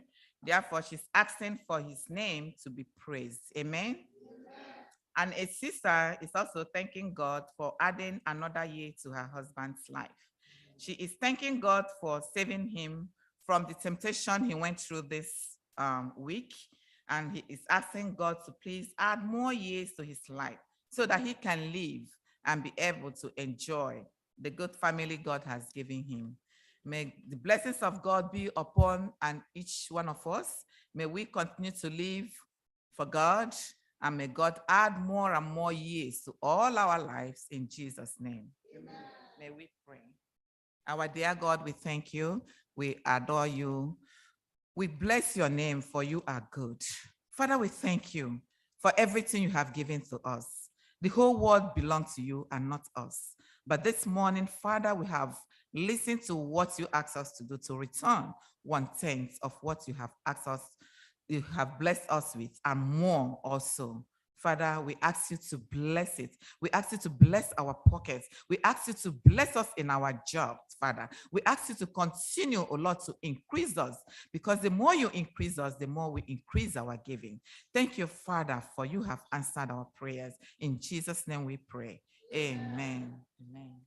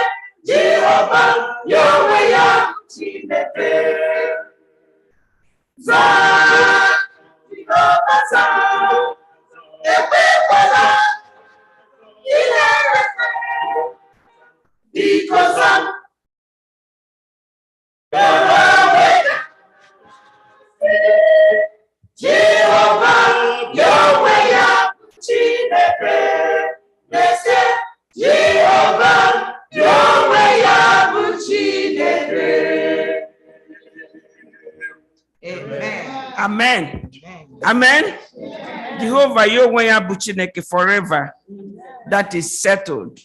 Happy Sabbath, everyone. Thank God for a new month. The Lord has led us for the past and the first 6 months of the year. The Lord has answered our prayers, has done us well. Amen. A lot of our family members traveled. We had some things happening during the course of the first 6 months. And it's a lot of traveling that happened both in New York, other states, and everything is just going well. To God be the glory, great things He has done. We have been blessed. So I found a scripture of the back before we do this. Today is a day of prayer. In Psalm 71, verse 6, I'm reading from the Passion Translation. Here's the confession of Pastor David. I call him a pastor in this scripture. It was you who supported me from the day I was born. It was the Lord who supported us from our mother's womb, loving me, helping me through my life journey. You've made me into a miracle. No wonder I trust you and praise you forever. Many marvel at my success. That is your story and mine. Amen. So the Lord has supported us thus far. God has done wonderful things. But today is the first day of the 7th month. It's a brand new day, and you have just entered the season of victory even now. Amen? Amen. Yes, we have entered the season of victory. I want to thank the Lord that for my brothers on Zoom and the ones on YouTube, Facebook, wherever you are, you have a divine appointment with the Creator, the Maker, and the God of the universe. Believe it or not, you are in for a beautiful treat. So I want to thank the Lord for what he has done again.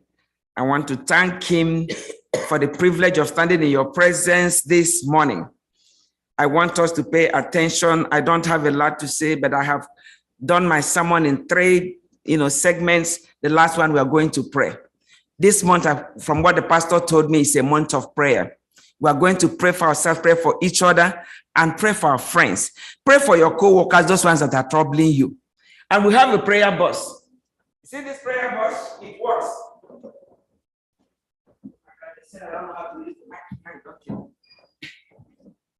So if you get their request or their name, put it here.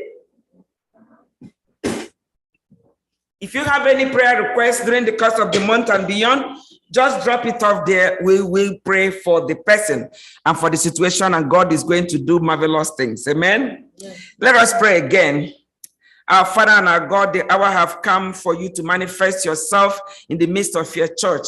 Again, we join the church that is going on in heaven because we trust and believe and know from the reading of the scriptures that the church above worships with the church below.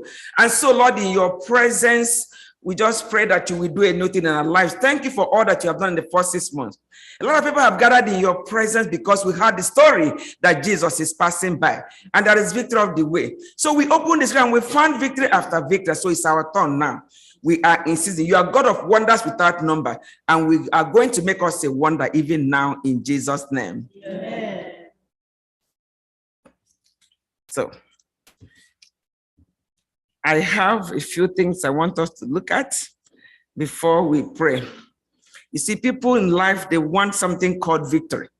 Who wants to lose? Nobody wants to lose. Everybody wants to do what? To win. And it feels good to win. When you are an athlete, you want to win. But let me marshal out some of the strategies, winning strategies. So I opened the scripture we read is the last scripture we are going to read because we are praying with it. In Matthew chapter 18, everybody knows this by heart. Verse 18, Jesus is talking to the disciples, and that is us this morning. I say unto you, whatever you bind on earth will be bound in heaven, and whatever you loose on earth will be loosed in heaven. So Jesus calls his disciples and is telling them, don't you guys realize the power that is within, the authority that you have in the kingdom to do extraordinary things?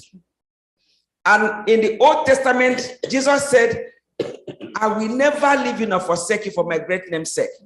So Jesus is reminding us here, if we say anything in my name, heaven does what? If you go to immigration and you first, I want green card, right? There's something called approval. Have you heard it before?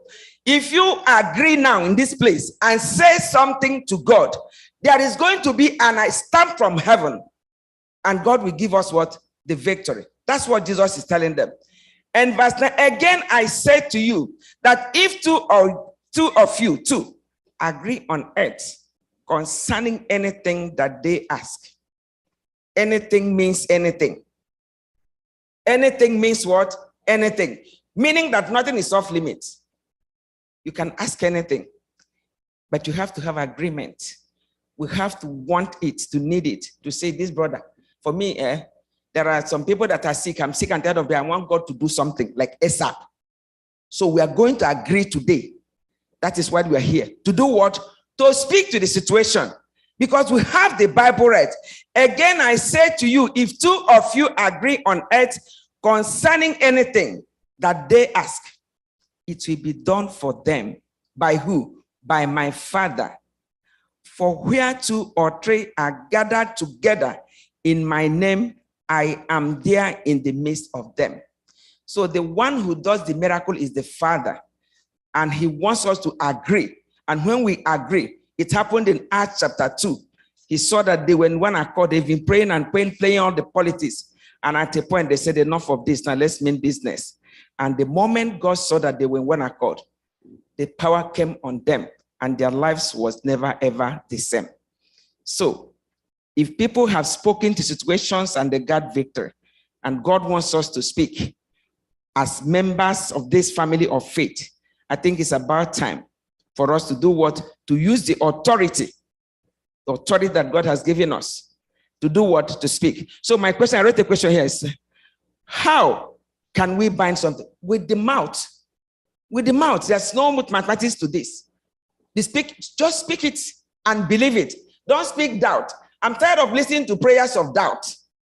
God says, speak to me. I will do it. Not, my grandfather died of this. Is it your problem? Is it your problem? What killed your grandfather? The man is dead, and if he died in Christ, he's sleeping in Jesus. When the trumpet sounds, he comes back.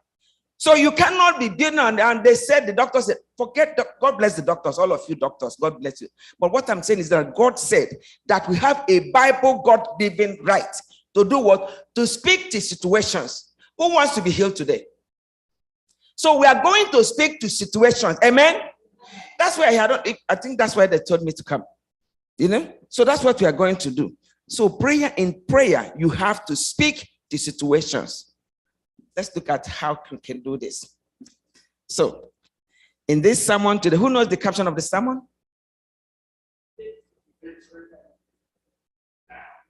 No. Who knows? I wish I have something to give the person. Who knows the topic of the sermon? Victory even now. Thank you. Victory when? Don't you want victory now? Must it wait till next year? Hey, listen, we're here for a business. Victory, even when? Now. I got a little victory. So, in the book of 1 Samuel, chapter 16, if you read from verse 1, God commands Samuel to anoint a young man who was a shepherd. What was his name? David. Very good. So David goes and anoints this young man called, Samuel goes and anoints him. Once he's anointed, he finds himself in the palace of King who? Saul. He is there, and Saul says, do what? Play my harp. So if the guy gets, somehow, David comes and play him to sleep. That was his job. Day after day, he played the harp in the palace of the king Saul. Remember, his father's name is Jesse. Now, as you read forward to verse 14, Saul now selects this guy. So come and be my armor bearer. He was not only playing the music, he was also, you see those big people that follow the governors. David was one of them. He used to follow him everywhere he goes. But fast forward to chapter 17. Chapter 17, the Philistines were perpetual troublers of Israel. Now they stationed to terrorize Israel. And in their midst was this giant called Goliath, who was not a bully, a threat. He has the biggest mouth and they have the biggest armor. All the gadgets that you can think about all around him. So we know what happened. That he was rolling his mouth and telling them how he's going to tear them to the best of the air. I want us to open our Bible to 1 Samuel chapter 17. 1 Samuel chapter 17. And we are going to read from 45 to 50 only. Then I'll tell the rest of it. If you get it, say amen. So Goliath was there. So stand up, please, if you don't mind, and read from verse 45 to 50 of 1 Samuel 17. 45 to 50, yes. Then David said to the Philistine, you come to me with a sword, with a spear, and with a javelin. But I come to you in the name of the Lord of hosts, the God of the armies of Israel, whom you have defied. This day the Lord will deliver unto you into my hand, and I will strike you and take your head from you. And this day I will give the carcasses of the camp of the Philistines to the birds of the air and the wild beasts of the earth, that all the earth may know that there is a God in Israel. Then all this assembly shall know that the Lord does not save with sword and spear, for the battle is the Lord's, and he would give you into our hands. And it was so when the Philistine arose and came and drew near to meet David, that David hastened and ran toward the army to meet the Philistine. Then David put his hand in his bag and took out a stone, and he slung it and struck the Philistine in his forehead, so that the stone sank into the forehead, and he fell on his face to the earth. So David prevailed over the Philistine with a sling and a stone, and struck the Philistine and killed him. But there was no sword in the hand of David. Amen. So when the Lord fights for you, you don't need what? A sword. This is winning without fighting. Goliath was there speaking and talking all kinds of things for so long, and nobody took him on the challenge. Nobody. Everybody was afraid because he has so much gadgets. The guy was huge, tall. Nobody wants to challenge. Who wants to face Goliath? You will think that he will stampede you. But David knew the power of God to do what? To deliver and be how many? Victorious. Because from a little child, David has experienced the power of God to deliver and to grant victory to his people. So audaciously, David shows up. Not minding what the guy was saying. He said, look at this. You see all these uncircumcised Philistines? Today you will know that there is a God in Israel. His name is Jehovah. So my question is, from what she read, when did David get the victory? Was it when he took the pebble or when he spoke? Church, answer. That is all we need. The moment he spoke, he got the victory. I want this church to get it. This thing will change your game. The moment David said to that Goliath, Goliath, you got everything, right? Today you will know that I serve a living God. The armies of Israel, you cannot insult my God. And then Saul got all these big things. David said, I can't wear all those things. That's way too heavy for me. You can win this morning without doing what? Fighting. Is it not already Matthew that it will be done by your Father? Where? By my Father who is in heaven. So we can be victorious without fighting. The problem is that we talk too much, complain too much, we don't speak. In speaking, you don't murmur. It's a command, it is an order, it's a decree, and you declare it. And you watch God. Does that make sense? If you get it, you'll be the happiest believer. And I pray that we get it today. So David won the victory. So if it was today, the victory is when? Now.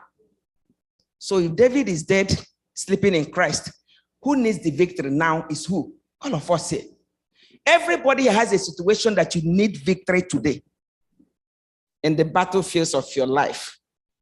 So David spoke to the situation. So whatever God can do, cannot do itself. If God cannot give victory to David, then there will be no victory at all. If God doesn't bring healing, well, there will be no healing. No matter regardless of what the doctor does, we have seen people that we think everything is all right and they just boom, die. And someone is 6, 5 years is still there because God has not spoken. Does that make sense? So don't be going about and announcing nonsense with your mouth. Life and death, this my Bible said, is in the power of the tongue. I've said this too many times in this church, but it is what it is. I just want us to get it. That's my passion. Life and death is in the power of this tongue. You can build a nation with your tongue. You can also what you have built for 100 years, just by one sentence. You see all the politicians, how they go about and lie to us. And they do one thing they say. The press will never say the good ones. The press will never repeat a good one. But if it is one error, hey, Jesus, CNN, they add leg. CBS, add one eye. And they start turning it around. So David got the victory because we read in the book of Matthew, if we agree and we speak, and God will do what God will do. So I want us to believe that we are going to speak to whatever situation that it is, because life and death. In the book of Joshua, don't read it, chapter 10. There's so much in the book of Joshua. See, Joshua was the first man. No man has ever spoken to the sun to stand. Joshua said, you know what? I need more time. Son, stand still. Moon, stop. I need 24 more hours. And God that makes things happen, scripture calls him Jehovah Egoma. From the heavens, the moment God noticed that he used the language of the altar, which is the language of faith, everything did what? Stopped. Did you see where the scripture says, and Joshua consulted the elder brother, and the archbishop went to the first elder? Did you read that? Listen, that is where everybody here is a living sanctuary. It's a living sanctuary, a light. And there's so much power in Christ. So much power, so much audacity in Christ, authority in Christ. A man said to the son, go outside and say, son, stop it. And God from the heaven, yeah. He went and said, the moon, what you do here? Shh, I need time. Stop. Okay, look at a prostitute in Jericho. Now they're getting around to overthrow Jericho, right? The woman, a harlot, for us, we write her out and nobody wants to go to her house. But she said, I know that you people are from God. Please, when you come to pass this way, spare my family. She just spoke. During the destruction, was she destroyed? How did she get it? She got it because she did what? She spoke. Our own, we talk too much. God, you must have to change us because you are coming soon. We don't have time to be blah, blah, blah for nothing. You understand? The woman said, spare me. When you come here, my household. And when it was time for destruction, God destroyed every other thing in the city, but spared the woman because she spoke. Bartimaeus, there's so many million stories. Bartimaeus, what did Bartimaeus do? There was this throng of multitude, and these are so many naysayers, and the man cannot see. He went around and said, what is this that I'm hearing? The biggest mouth like me went and said, are you the only person that doesn't know that Jesus Christ, the son of David, is passing this way? He said, the one that is in, he said, yes. Hey, Zacchaeus went, Bartimaeus went, Jesus, the son of, have mercy on me. The scripture says that people say, shut up, we that are walking and seeing, we can't even get there. And look at you, you're blind, and you're looking to see Jesus, the son of David, to help you. In the midst of the crowd, the multitude, God knows your name. He has your address. He has your phone number. He's waiting for your faith to connect and for you to do what? To speak. The whole creation, I read it in this church, was created. Everything was formless. Nothing was existing. And God said, okay, son, go. Right, son, get. Everything started shooting up. And the Bible says that we are made in the image of God and that we are for signs and for great wonders. Even our little children should be saying, this one, why is you sick? We are not feeling well. Oh yeah, get up in Jesus' name. Yes, we have the Bible right. Bartimaeus, the multitude tried to shut him down. They addressed him, they forgot his name. And then they changed his name to blind. Didn't you see it in your Bible? They changed his name. His name was never blind, though. It's just that he got blind. Incidentally, he just got blind. The people changed his name from Bartimaeus to blind. Anywhere you see them, like blind Bartimaeus. They changed it to blind. Do you know how many people they have changed our names? I tell you how many times they changed my name. They feel sorry for me. They changed my name. They have no knowledge of what you're going through, but they just give you a name for being you. So the man decided, today, people can touch me anyway. And the Bible records that he screamed louder. The more the louder he screamed, Jesus, the son of David. And the Bible said that Jesus stopped. He heard his voice. And he sent those naysayers and those wicked Eliphaz to go and call him. And they went back and said, foolishly, he's calling you, stop crying now. And it was, this is my imagination. I believe that it was one of them, the one that think he has mercy. I said, let me take you to him. And by the next time they see them, he's dancing about, he's running all over the place. And them that you are blaming, doing the blame game, we didn't hear anything about them. So you can get victory even now. Bartimaeus was a beggar. He wasn't planning that was his day, but he decided to do the extraordinary because of his situation. And until he spoke, he was never healed. If he had sat down there and said, well, It's today. Let me just sit there. They said that Jesus did. Is it this? Is it Jesus? Okay, let me sit here and watch. What is he watching? The man said, no, I'm not going to sit down. I must take matters into my hand. Jesus called him and healed him. Victory is possible, even this. I'm telling you this, you people know it, but I believe that faith is rising up in somebody today, someone in this place. Hallelujah. Is going to leave this place transformed and changed. Yes. Look at Jehoshaphat. What did they do? Those ones, they said, let us put it in chorus so that God will hear it well. They said, oh yeah, why? Sing. They said, God, you delivered our fathers, deliver us, whatever song, God knows the song. And they sang. And the victory. And the scripture recorded that they started stabbing each other. And they watched their enemies downfall. That is called victory. The God that we serve is the God of victory. Yes, he's the God of victory. In him there is no impossibility. He knows how to change and turn. In Psalm 56, David said, the very moment I called for a father's help, the tide of the battle turned in his favor. He called. How do you call? Well, now you can send email, but if I didn't read the email will be sitting down there.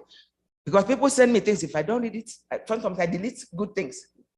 But when you open your mouth, the person hears what you say. God, the one who makes it happen, he stepped into the situation and history changed. He's the God of victory. I don't care how old or how young you are, you must have victory in Christ. Yes, victory is available in Christ because the word of God can never ever return void. It has to accomplish that for which it is sent. Jesus said it's better for heaven and earth to pass away than for anything that is in this good book to pass away. I need one young person. I didn't even say hello to my I'm happy to have you. Uganda. It's a beautiful thing to have you here. And all this. What's the name of the girl? Bring your Bible, Papa. I want you to read Psalm because these people, they forgot it. Psalm 107, verse 2. Psalm 107. And in your Bible. Yes, Psalm 102, verse 107, verse 2. Aboma.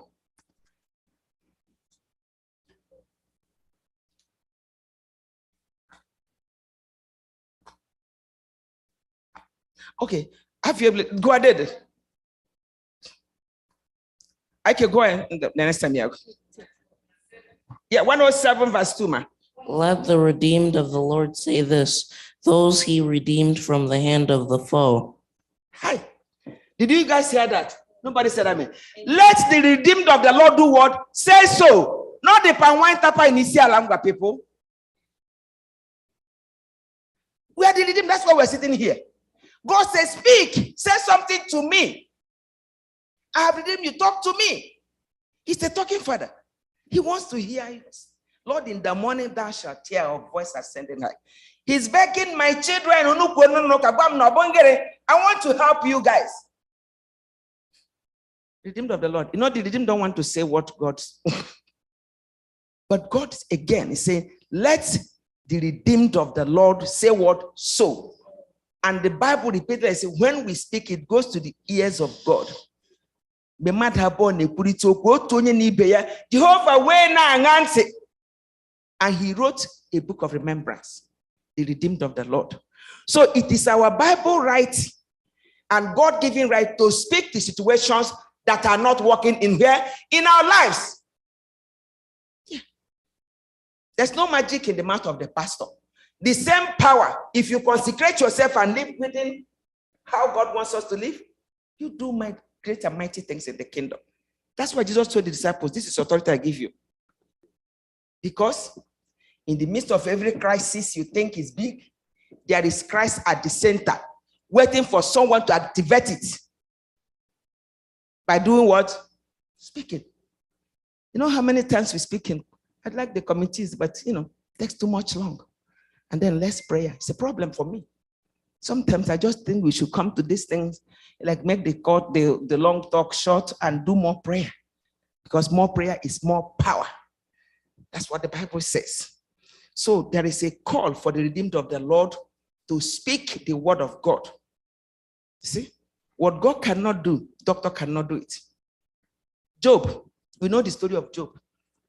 Remember Job, his friends came there, and God said he's a righteous, and the friends said, righteous what, Job?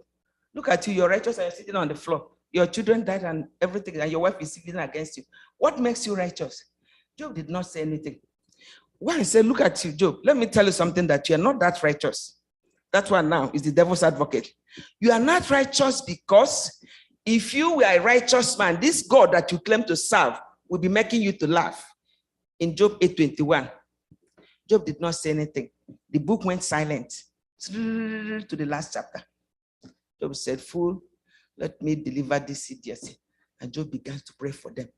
The scripture, the moment Job spoke to their situation, restoration did what began. If Job did not speak, nothing will happen. Nothing would have happened. And he spoke. He spoke. So we are going to pray. Open your Bible to Mark, and that's here our prayer point is. Because we must move forward today. Enough here. We have to do what? Advance now. Mark chapter 21, 11, please. No, not Mark, John 11, where we took our Bible reading. John 11, read verse 21 to 23. I need help. Can you stand, please, if you don't mind? Thank you. And Martha said to Jesus, Lord, if you had been here, my brother would not have died. But even now I know that whatever you ask of God, God will give you. Jesus said to her, your brother will rise again. Okay, thank you. This is a story that even the children know it. In the whole city of Bethany, they were so much against Jesus, but Martha and Mary and Lazarus, they loved Jesus. So when Jesus is in town, he goes to them. Whatever they give him, like if you go to some people here, each time I go to people, I get big bags. So they entertain Jesus. So Jesus now was minding his business and doing his miracles all over the place. And Lazarus got sick. It's an old story. When Lazarus got sick, they sent for the master to come and help out. Jesus did not say anything. And they began to dialogue. There are 12 hours in a day. Well, from 6 to 6, it will be dark. So if he didn't come till 5 in, it means he can't come today. 1 12-hour gone. Another 12-hour gone. They said, the man is thinking now, let's do something. So they went and buried Lazarus. And people were coming to comfort them. So it is the third day.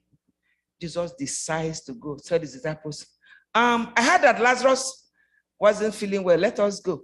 Oh, this one said, no, he died. The other one said, oh, he said, okay, he's sleeping. Let's go and wake him up. How can you wake him up? They're like, everybody look at each other. You know, the gossip look. And they said, okay, let us go. As soon as Jesus arrived, he loves Mary. He loves the people. Martha, the big man, the sister, you know, the aunt in the house is Martha. And she's always busy with her pots. Martha goes to Jesus. Jesus, well, Lazarus is dead now, your friend, and you love him. Jesus said, uh-huh. But you know, if you were here, you wouldn't have just said, uh-huh. Martha thought that it was at the coming of Christ. Jesus said he's sleeping, he will rise again. So she was thinking that Jesus was addressing the resurrection. But that's not what Jesus is saying. Until Martha opened her mouth and said, but even now, hey! As soon as Martha made the confession, Jesus said, where is he? Show me. Jesus did not act until Martha spoke to the situation that this is the Savior of the world. He's the life and the resurrection. Even now, he can do anything. Even Martha did not realize the power of what she said. So this scripture teaches us that even now, those things they said, you're 100 years old, you can't have a baby. They're lying. You are 2 million years old, you can't marry. Isn't that a joke? Even now, if you believe, you can have what you did, what you ask. And so Jesus goes to the tomb and told them, roll away the stone. And they pushed out the stone. The rest is history. Jesus says, Lazarus, comfort. Did Lazarus comfort? So I speak to your Lazarus now to comfort in Jesus' name. I speak to your Lazarus to come alive in Jesus' name. Now, if Jesus Christ is the same yesterday, today, and forever, if Jesus is in the yesterday, he's in my now. Hey! Why we just... Christianity is the most powerful thing. If Jesus is the same yesterday, he is the author of life. He's the God, the creator. He's Omega. Hey! If he's in your yesterday and mine, he's the God of the now. There's no impossibility in God. We are the ones limiting ourselves. Martha said, even now, an action followed. As soon as Martha said, even now, Jesus said, roll away the stone. The word of faith is in our mouth. Nobody can use your faith for you, including your mother, your father, your husband. That's how it is. Nobody can use your faith for you. And Martha, once she made the declaration, even now, just roll away the stone. So whatever Lazarus that they have said, maybe the doctor said, no, the doctor, God bless them. They say so many things, and I don't understand. The grammars are too long for me to pronounce, especially when you don't go to see a problem.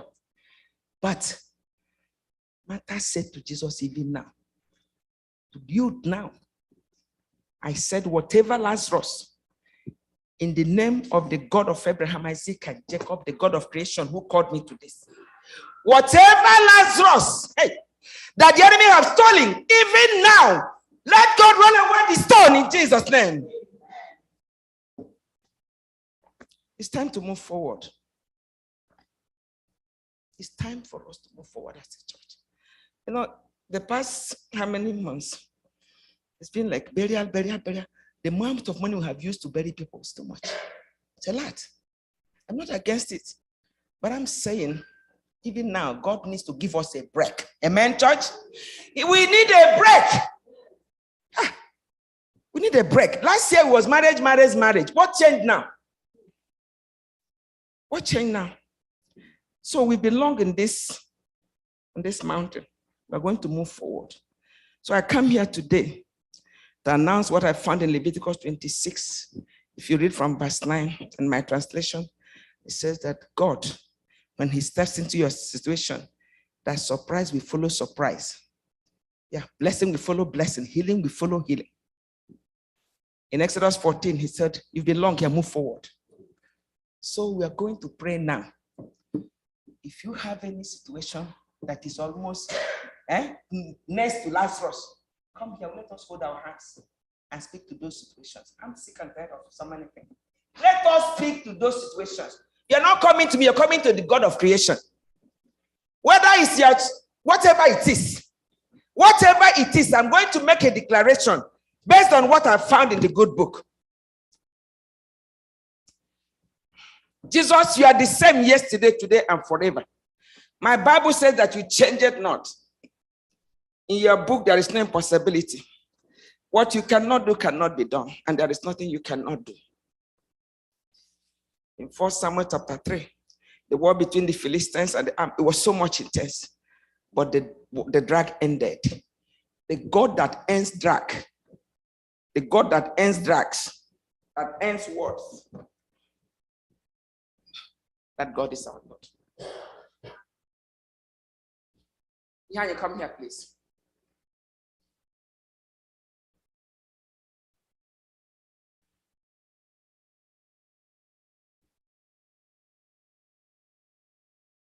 Yeah, okay.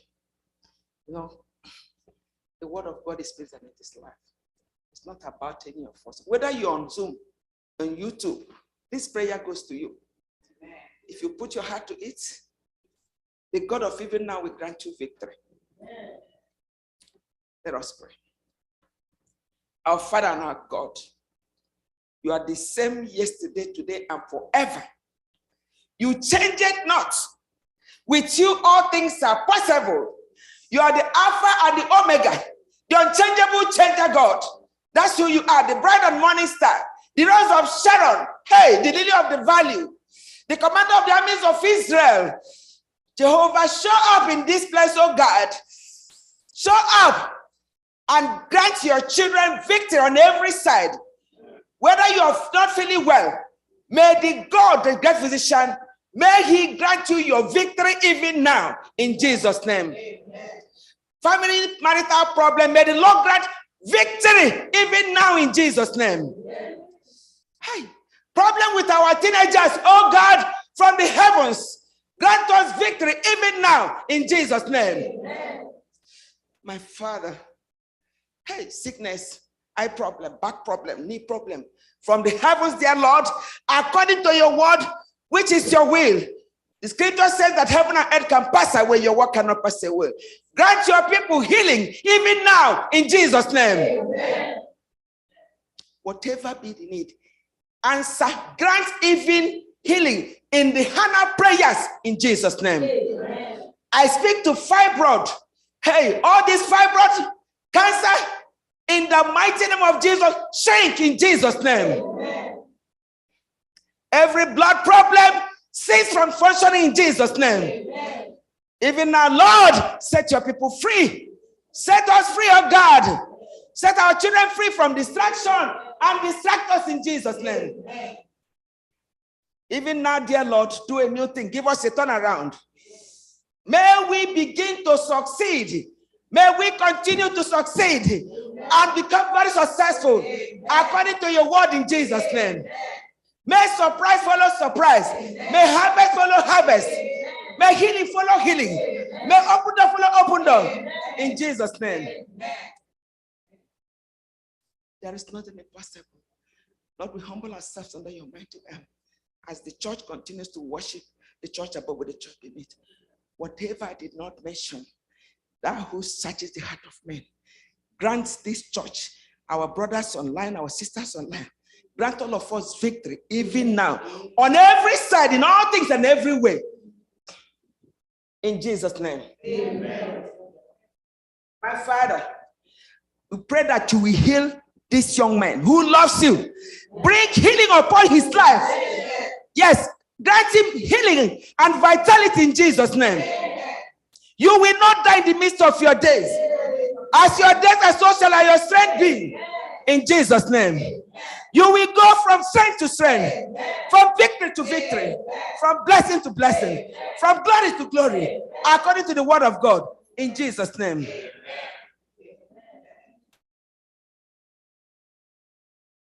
The enemy is a thief.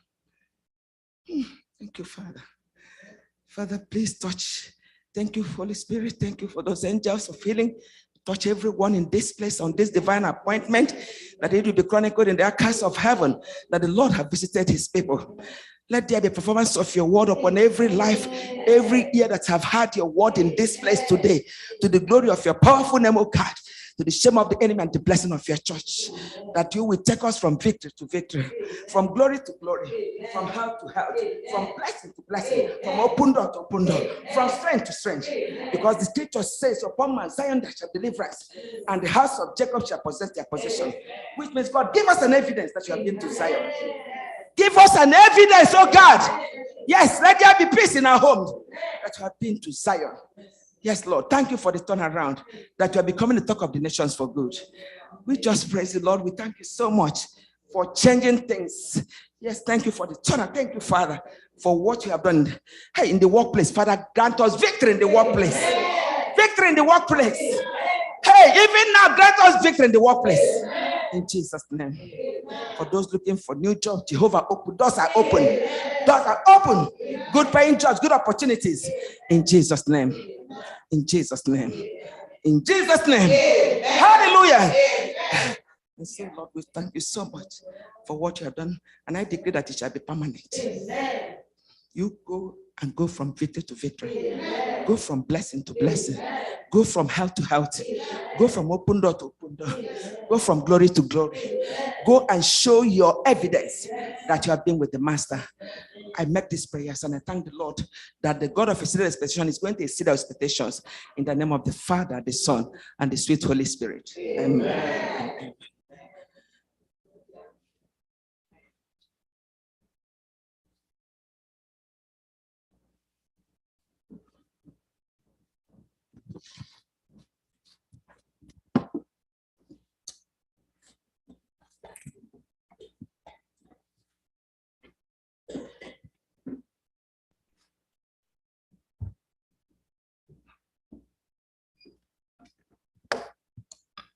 We'll bring the divine service to a close by singing from SDA 180. SDA 180. In heaven interceding. Oh, listen to our wondrous story, counted once among the lost. Yet one came down from heaven's glory, turning us to our full Christ, who saved us from eternal loss. Son upon the cross, He died for me. Believe it that interceding. No angel could his voice have taken, highest of the high glory. The love hung on the cross forsaken was one of the Godhead tree, who saved us from eternal loss. The Son upon the Glory He died for there is none in heaven intercede. Will you surrender to the Savior, to his sexual oblivion? You too shall come to know his favor. He will save you now.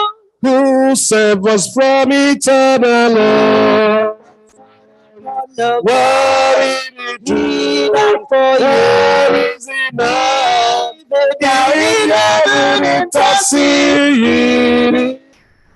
Who save us from eternal loss? What did he do for you? There is enough. There is heaven interceding.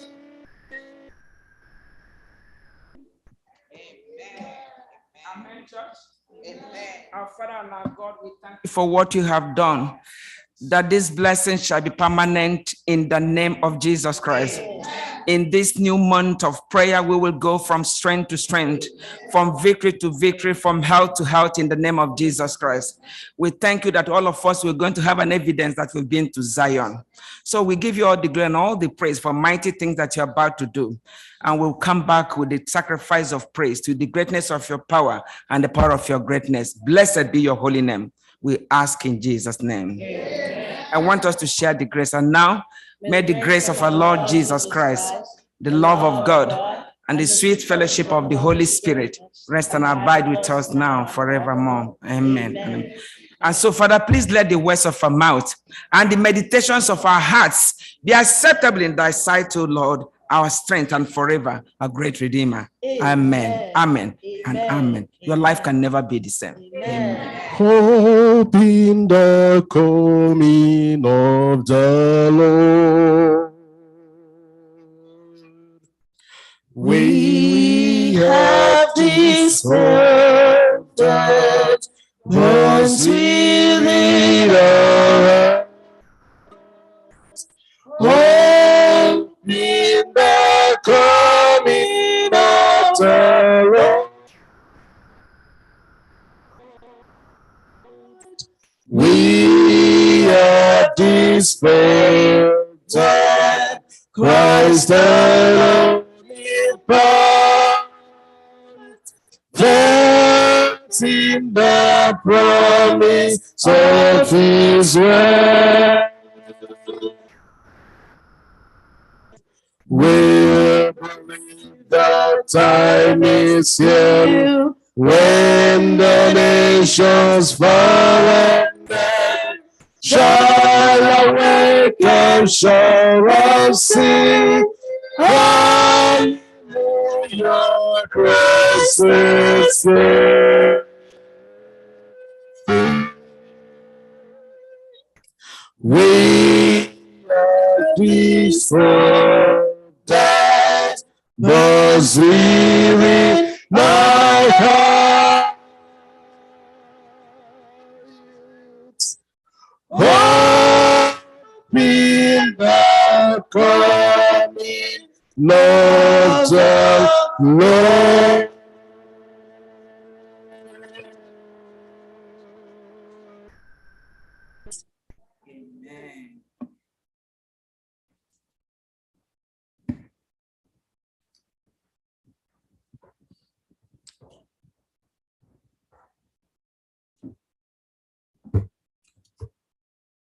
May you be seated for a moment of meditation.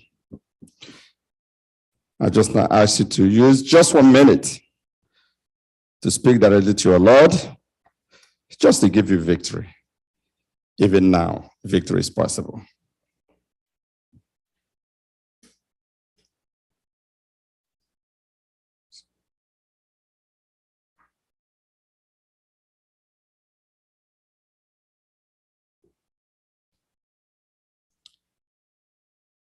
Amen. Oh Lord, our God, your children have come before you. We've heard your message today, that victory which you promised us is very possible even now. And we ask, as your children depart now, may that victory continue to be part of us today and forever. Amen. And the Lord will bless each and every one of you. The Lord will keep you. The Lord will make his face shine on you and be gracious to you. And the Lord will turn his face towards you and give you peace that passeth all understanding. Amen.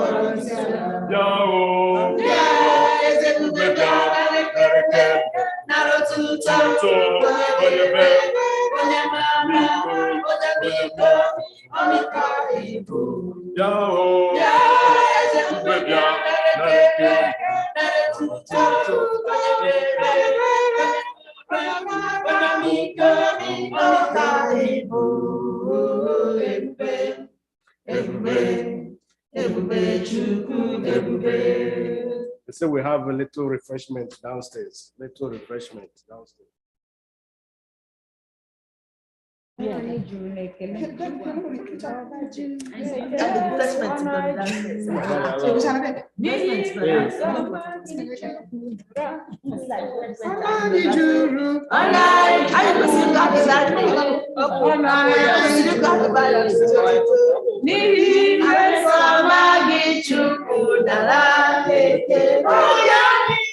Oh, yeah.